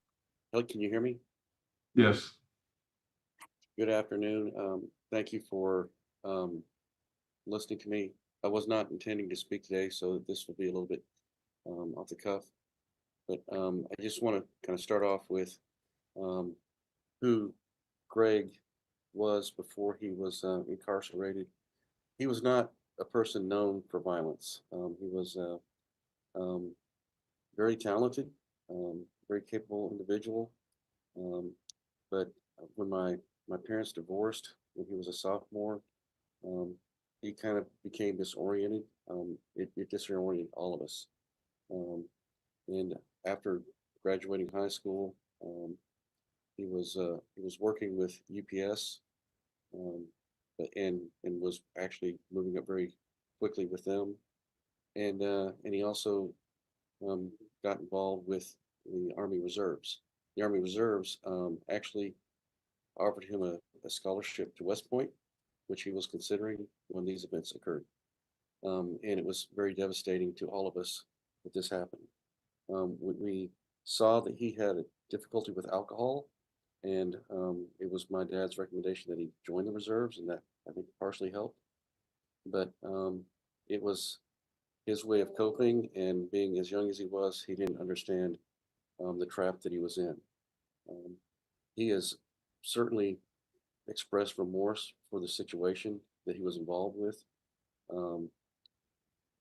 With Ralph, the other prisoner that was involved, who has already been paroled, and it was an event that it was my understanding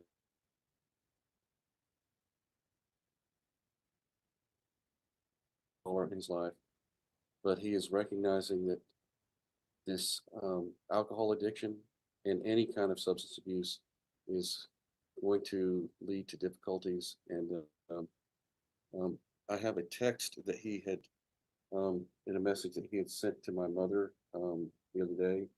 He said, "I was young and completely lost when I committed this crime. I will not allow myself to get off the track like that again. I'm ready to step up and help others that are lost and need direction." He has a lot of family support and friend support. He won't be lacking for individuals who can offer him employment and income. And if he's struggling with that, his mother, myself, and his sister all have very good jobs or very good income, and we'll be able to support him as he transitions. Be happy to answer any questions you have, but thank you for your time. Thank you so much for your time. I'd like to hear from his attorney now, Mr. Robert Lancaster. Thank you, Mr. Tillis. And I understood that Mike Kopp was going to speak as well, who's his potential employer. Okay. We can only have 3 speakers. Okay. Again. We can let him speak. Okay, we'll go ahead and take him. We'll listen. Mr. I Kopp. appreciate that. Thank you. You're muted. We can't hear you. Okay, can you hear me now? We can hear you now. Okay, I'm down on the Texas coast on vacation, so the Wi-Fi may be sketchy if it camps out. So I too was not planning on speaking this morning, but I'm happy to on Greg's behalf. I'm Greg's best friend growing up, childhood friend. We met in Cub Scouts. His mother was actually the den mother for our Cub Scouts. That's how we first met, and we just became lifelong friends. Over the years, I've gotten to know Greg very well. We went through high school together, and I was very shocked to hear the events that led up to his incarceration. Just totally surprised me, like Glenn was saying. I never knew him to be violent in any way, and we were just good buddies growing up. I've been down to Angola probably half a dozen times over the years. It's a bit of a journey to go down there, but it's always good to see him and talk to him and hear how things are going. Up here in the Dallas-Fort Worth area, I'm an entrepreneur. I own a bunch of rent houses, and we do a lot of home work type stuff, the very kind of jobs that Greg was describing that he does. We do sheetrock painting, roofing, plumbing. We do it all on the rent houses, and there's always work. So I don't know if he will work with me or for me, but if he does, we have plenty of work for him to do. And I have seen some of his woodworking skills, and if you haven't seen what this man is capable of doing, he is quite a woodworker. Some of the artistic stuff that he's done, I've never seen anything like. So he's got some really, really good skills. So I don't need to say a whole lot more than I just, he's going to have good support up here, certainly from our family. And I have 4 brothers that also know him. Several of us still live in the Metroplex. So, and I'll know they want to get involved with Greg's life too. So just hope you were granted parole there. But really glad to speak on his behalf. And I just known him as a good guy my whole life. So yeah, I don't have much more to say other than just good guy. So Thank you so much. Lancaster, you ready? Yes, and thank you. And thank the committee for hearing Mr. Johnson today. As you know, he comes before you having been granted clemency, which is an important process under our Constitution. And it's in our Constitution because it's so fundamental to the way our system functions in allowing someone to have an opportunity for consideration and the second chance in a system where their original sentence was a mandatory one. The judge didn't have the ability to look into the future and see Greg's capacity to change and address the issues that led him to prison. And so today, he's prepared to demonstrate that to you. And I think his record demonstrates that. He is a first offender. He was 20 years old at the time of this crime, which was committed with another person the same age, Ralph, who has since been paroled. Originally, they both pled guilty to second-degree murder. They both took equal accountability for the crime. When you question Greg later in this hearing, you will hear him taking accountability for the crime. So the two of them together committed this crime. Ralph has since been released. As in his statement, Greg indicated he had a serious drinking problem. He reports that he was basically drunk every day. He drank every day, got drunk every day. At the time of this crime, he and Ralph had traveled from Texas to New Orleans, had gone out the night before, drinking in the French Quarter, getting drunk, driving back to the hotel drunk, sleeping little, waking up the next day, drinking again prior to the crime happening in later that afternoon. Those issues of his alcohol abuse have been addressed. He took Thinking for Change in 2020, Living in Balance in 2014. He's been very active in Alcoholics Anonymous. Since his clemency hearing, he's continued to be a participant in Alcoholics Anonymous. That's an important piece of his reentry plan. Also, since his clemency hearing, he's continued to receive programming. He has done victims awareness and also participated in the victim accountability letter writing portion of that programming. As far as his programming goes, Greg has taken pretty much everything that's available to him to prepare him for release, including 100 hours of pre-release. He has 480 days of CTRP credit. So he's maxed out on the ability to obtain applicable CTRP credit, because that maxes out at 360 days. So as far as programming goes, he's done all that he can do. He has a very low Tiger score, which indicates that he is pretty much no risk to recidivate.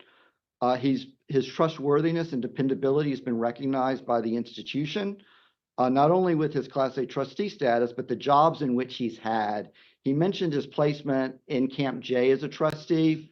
That was a disciplinary camp for the longest time, and Greg was placed there as a trustee to help run that camp in the Bass Dormitory. And so he had a responsibility ensuring that that camp functioned properly, primarily assigned to the tool shed, where he had responsibility of maintaining the equipment in that shed and even going outside the gates of Camp J, cutting the grass, doing things outside of the locked compound area. Currently in Camp C, as he indicated, he is vice president of the Camp C Concept Club.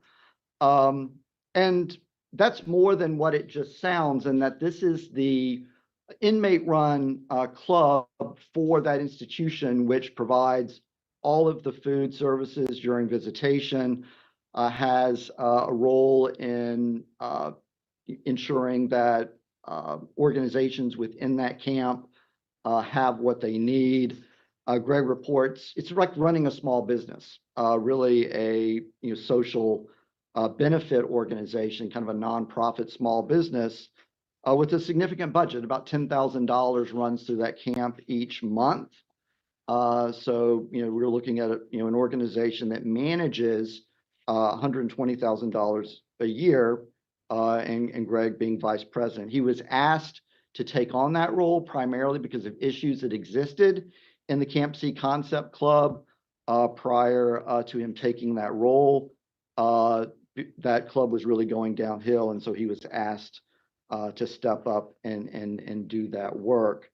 One thing that I'll also talk about is right now is a really good opportunity for release for Greg. And as members of the committee, which are exercising discretionary parole, the main question is whether or not he would be a public safety risk should he serve the rest of his sentence in the community. He is, 59 years old. In 3 days, he'll be 59 years old. He's still very much capable of working. He has a very strong family support network in Texas where he would go and live, which are available to him now. His mother, if she would have joined the call, you would have gotten to meet her, see that she's fully capable of taking care of herself, managing her household, and she's offering a place for Greg to live in her home, and that's available to him now. Also, employment is available to him now. We know that people who have stable housing, stable employment are very low risk to recidivate. Along with a discretionary release, he has the support of the Louisiana Parole Project. So he'll go through phase 1 programming at the Parole Project prior to his ICOT and going to Texas. And the Parole Project will ensure that he is linked up to reentry services in the Dallas area. So not only will he have the family support, employment support, but we'll ensure that he is linked to organizations within that area that can provide all of the other reentry services that he may need. For those reasons, we request that he be granted parole today under whatever conditions you deem fit. After the interview, if there's anything that I can clarify, I'll speak up at that time prior to the vote to clarify any outstanding questions you might have. But thank you very much. Thank you, Mr. Lancaster. The last person we have today with the AD, Mr. Randall Myers. Good afternoon, Randall Myers, Assistant DA, Jefferson Parish. And we're opposed to Mr. Johnson for really two reasons: the brutal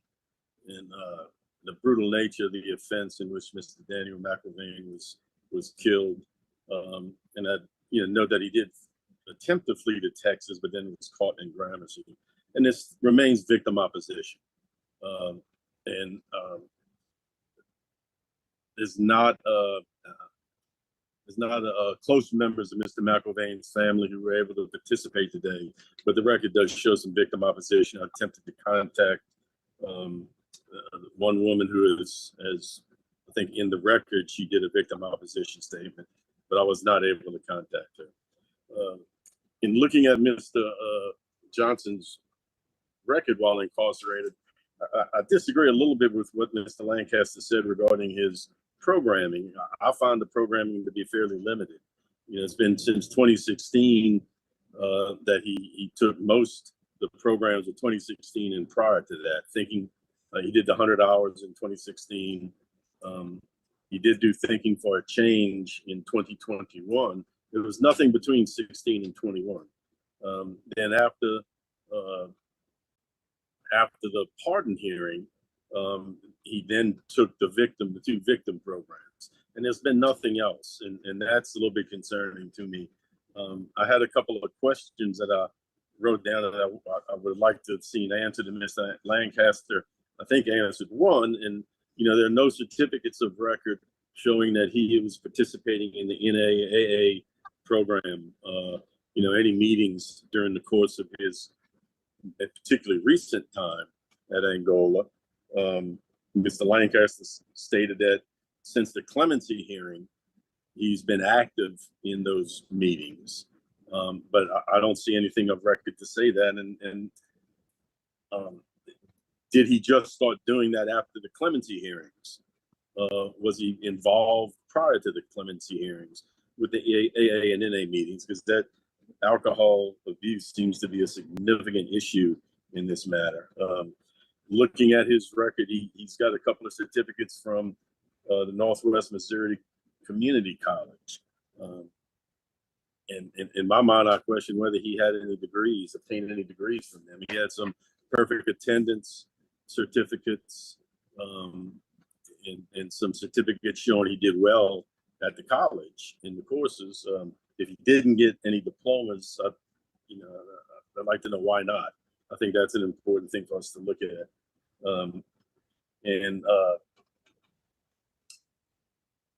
If this committee does decide that it's appropriate to grant Mr. Johnson, I would recommend that he be granted only to the out-of-state residents in Dallas, and that he also be mandated to take a certain amount of whatever y'all determined it would be appropriate, but be mandated to continue with AA and A meetings while he is in Dallas. So thank you. That's all we have.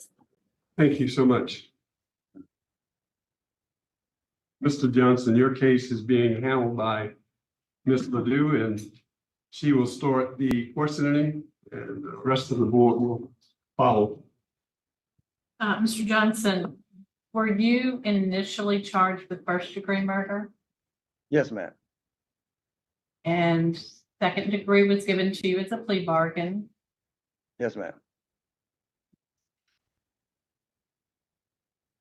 And then it was commuted to 99. Uh,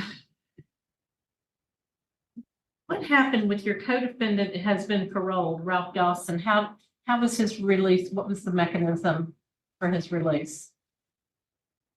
He was commuted in 99 also. He made parole a couple years ago, and he went through parole project and found a job in Baton Rouge. Have any contact with him? Not lately. Go ahead. I have had a few correspondences from him, but not lately. Not within the last year.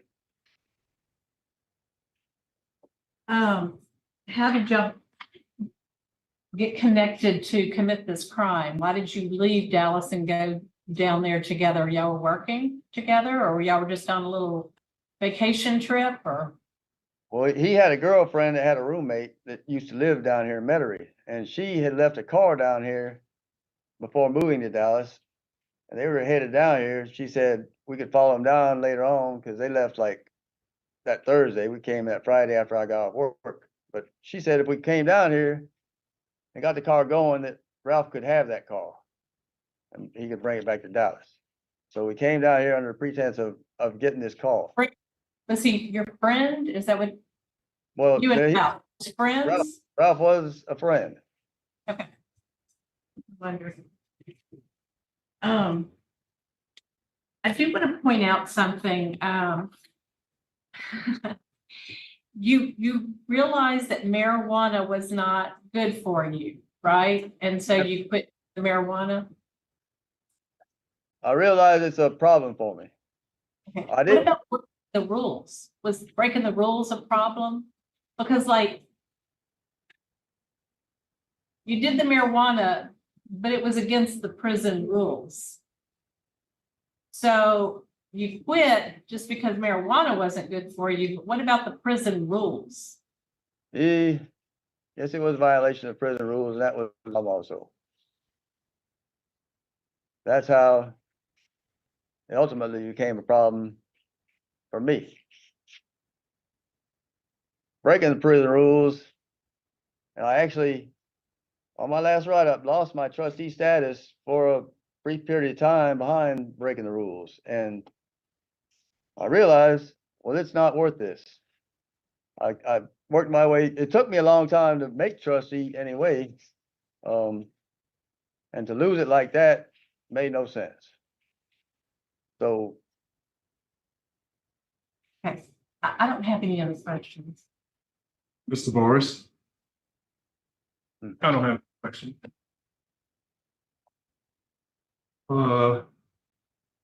Neither do I. Is the panel ready to vote? A few things given Mr. Myers' statement that I just want to respond to because he asked for a little clarification that I hope I can offer. Since the 2011 write-up, and I'll try to do these in date order.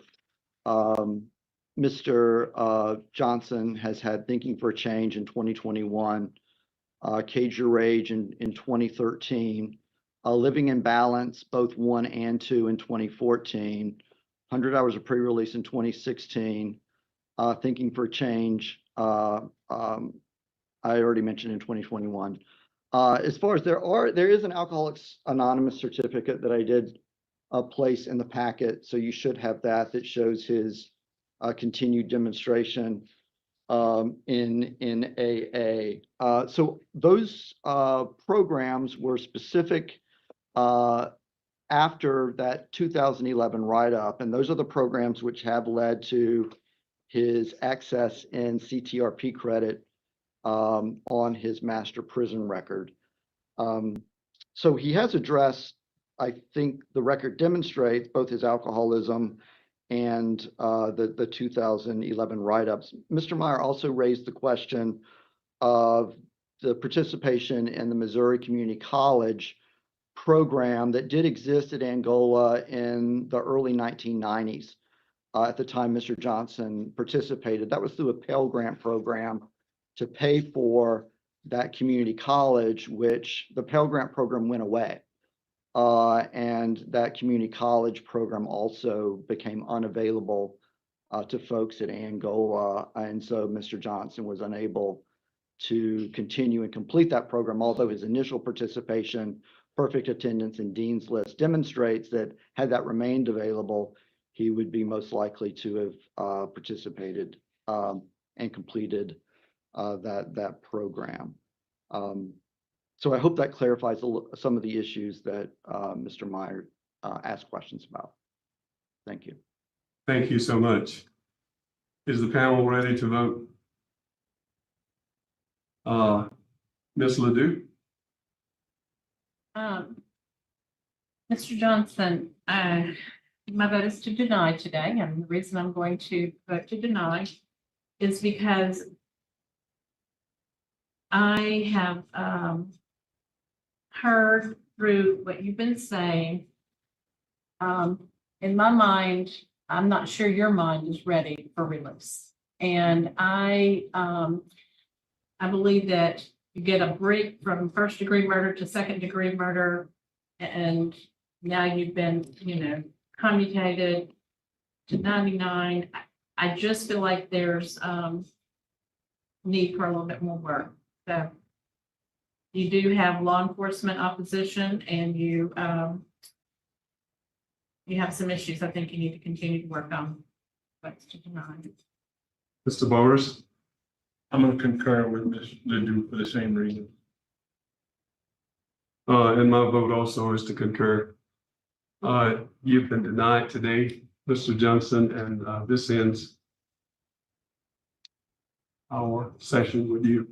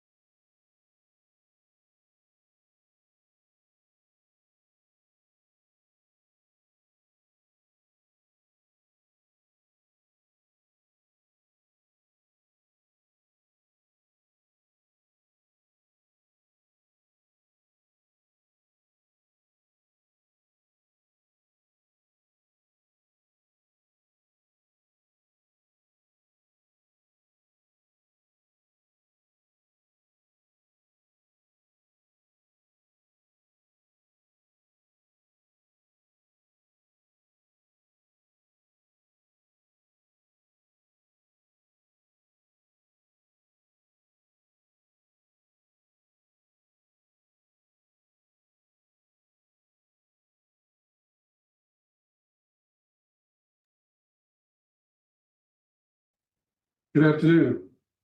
My name is Chuck Tillis, chairing this committee today. To my left is Ms. Ledoux, and to my right is Mr. Boris. And would you state your name and DLC number for the record, please? Roy Joseph Dickerson, DOC number 174475. Okay. We have Mr. Myers speaking on your behalf today, Ms. Sharon Neal, and Eric Thomas on your behalf. And in opposition, we have Mr. Randall Myers with the AD. Would you like to have a statement or give a statement on your behalf of why you think we should parole you today, please? Yes, sir. First of all, I want to admit that I'm a drug addict. On my arrival here at Angola, my addiction had me blinded to the point where I couldn't see the forest for the trees. But through the program that Angola has to offer, those trees has been cut down, the timber has been sold, the land is open for new development, and I would love to be a part of the new development.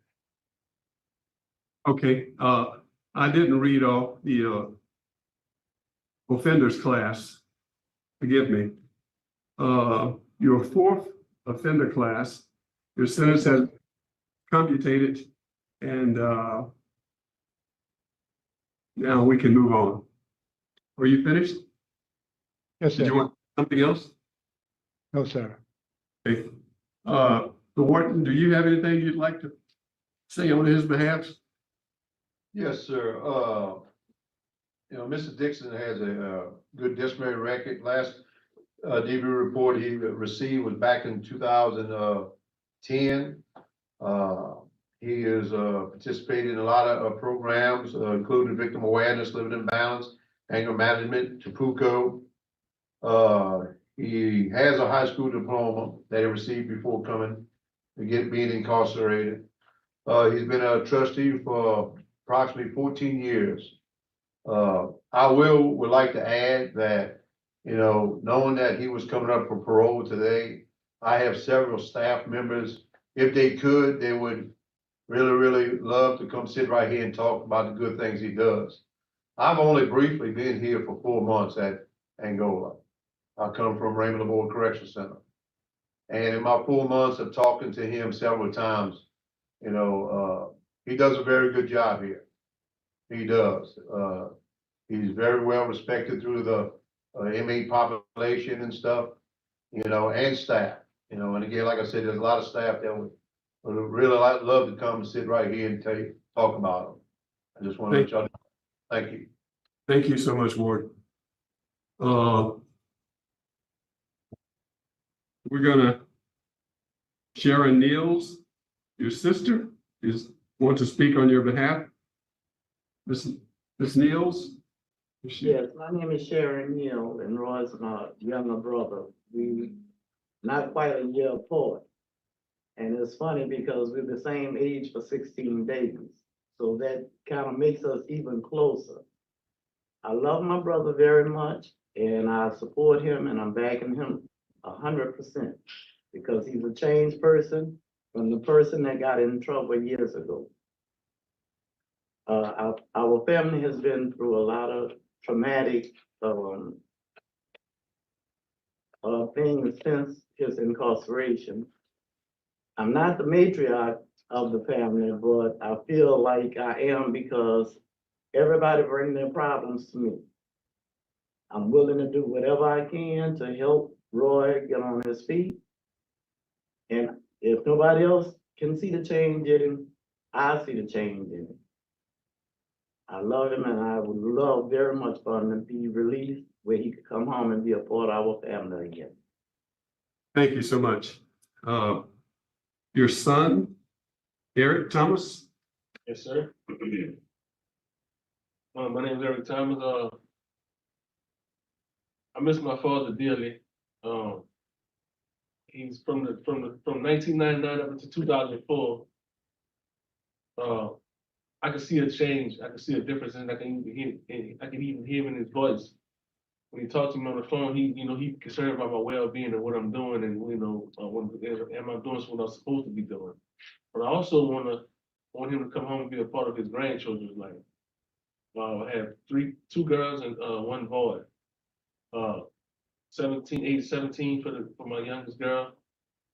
Oldest daughter 21, and my youngest son is 17 too as well. But for the most part, I think that he's, we all have our lessons that we have to learn in life. And I think that he's done that. I think that he's learned his lesson throughout this journey here. Thank you, sir. Mr. Kerry Miles. Good afternoon, Kerry Myers with Louisiana Parole Project. We've been working with Mr. Dickinson through his clemency process and through today, because as the warden had said, we recognize the things that he's done, the accomplishments that he has. One thing I'd like to point out is his last disciplinary write-up was in 2010. That was a Schedule A. His last Schedule B write-up was in 2004. I think that's just worth noting. Parole Project is certainly prepared to provide him transitional services. including while he's with us, transitional housing, but support in technology, social norms, financial management, peer support, consumer skills.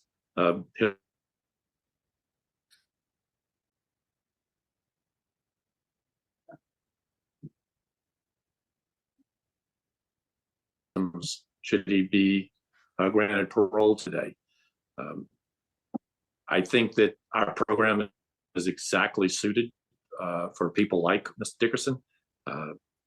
His record, he's shown through his programming, things like anger management, living in balance, thinking for a change, victim awareness, substance abuse, that he's addressed the issues that brought him to prison. Our support will continue to build upon that. And he has reached a point, he's in about a week, he'll be 67 years old. He has a family support system once he's completed our program. And we believe that he is significantly, a man who has worked significantly on his addiction. He recognizes it. He's going to continue to work on it. We will provide him with the resources he needs to continue to stay sober.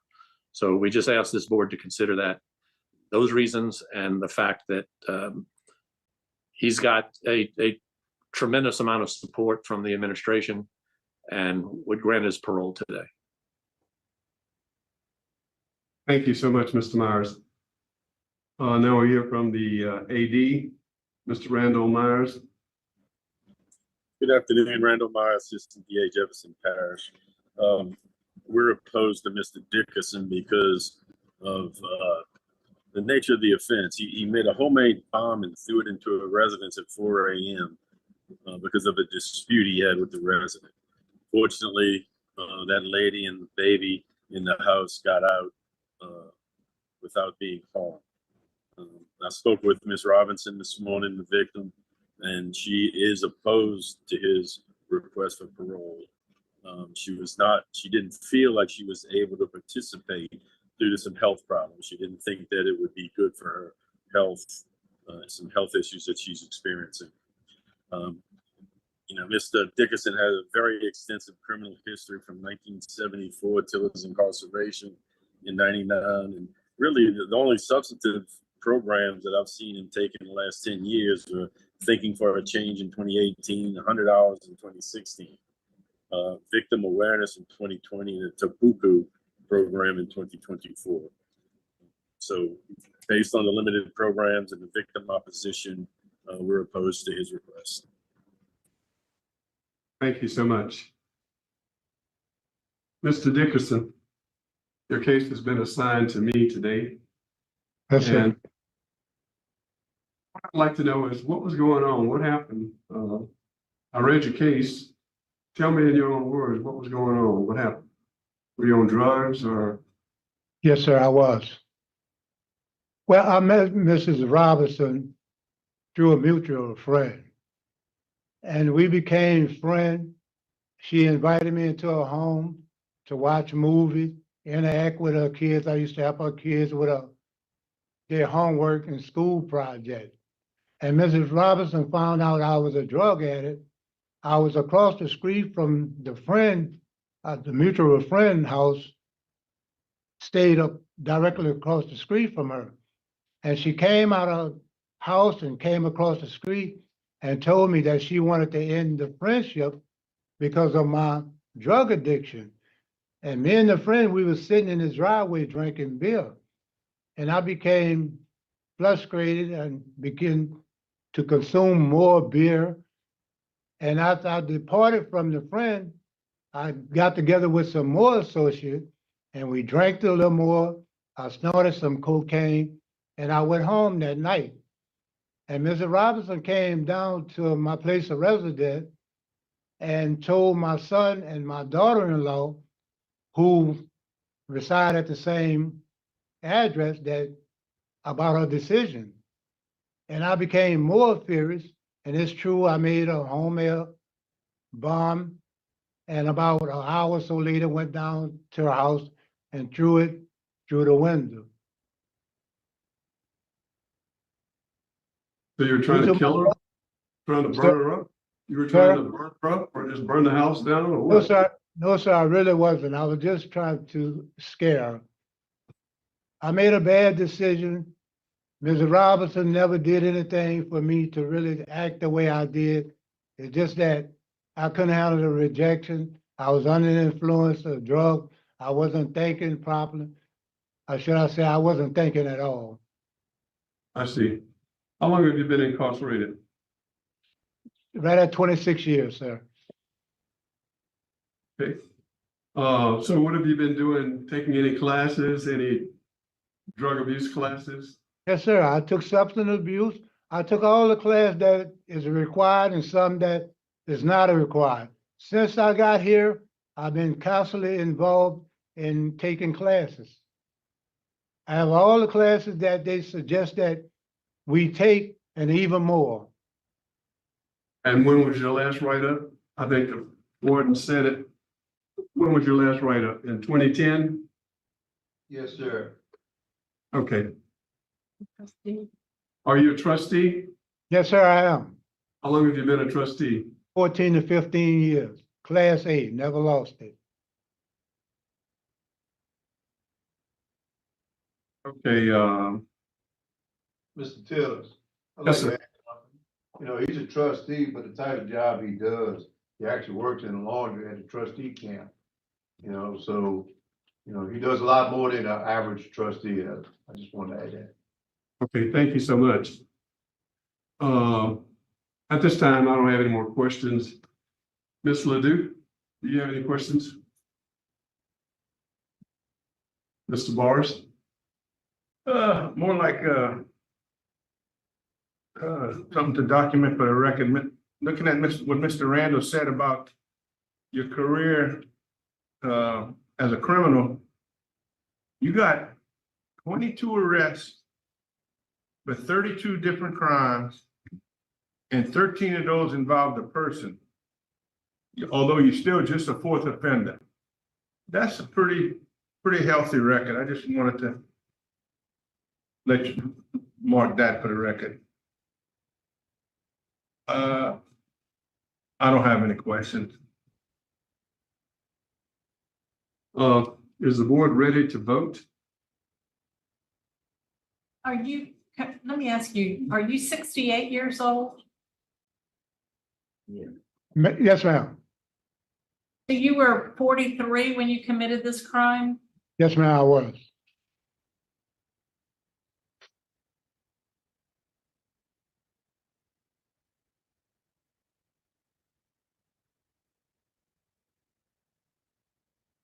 Any more questions? Prepared to vote? Your case is being handled by me today, and I'm going to vote first. Mr. Dickerson, I read your case. I am appreciative of what you've done. And I think there's opposition against you, the DA and some others, but I like what your warden is saying, and my vote today is going to be to grant.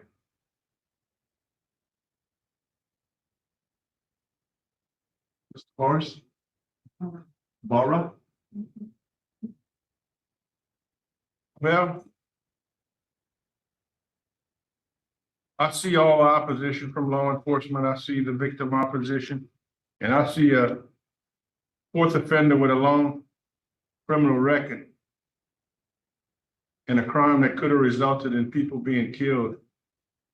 So my vote today is to deny parole based on victim opposition, law enforcement opposition, the seriousness of the crime, and the criminal history.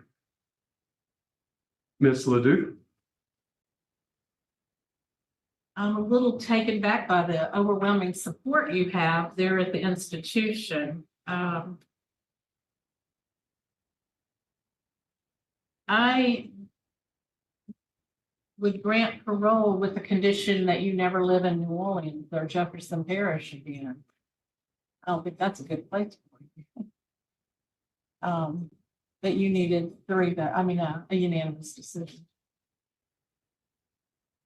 Mr. Dickerson, You have 2 in favor and 1 against. Therefore, your parole has been denied. I wish you well and hope you continue the good work. Thank you, sir. This concludes our business for today at 12.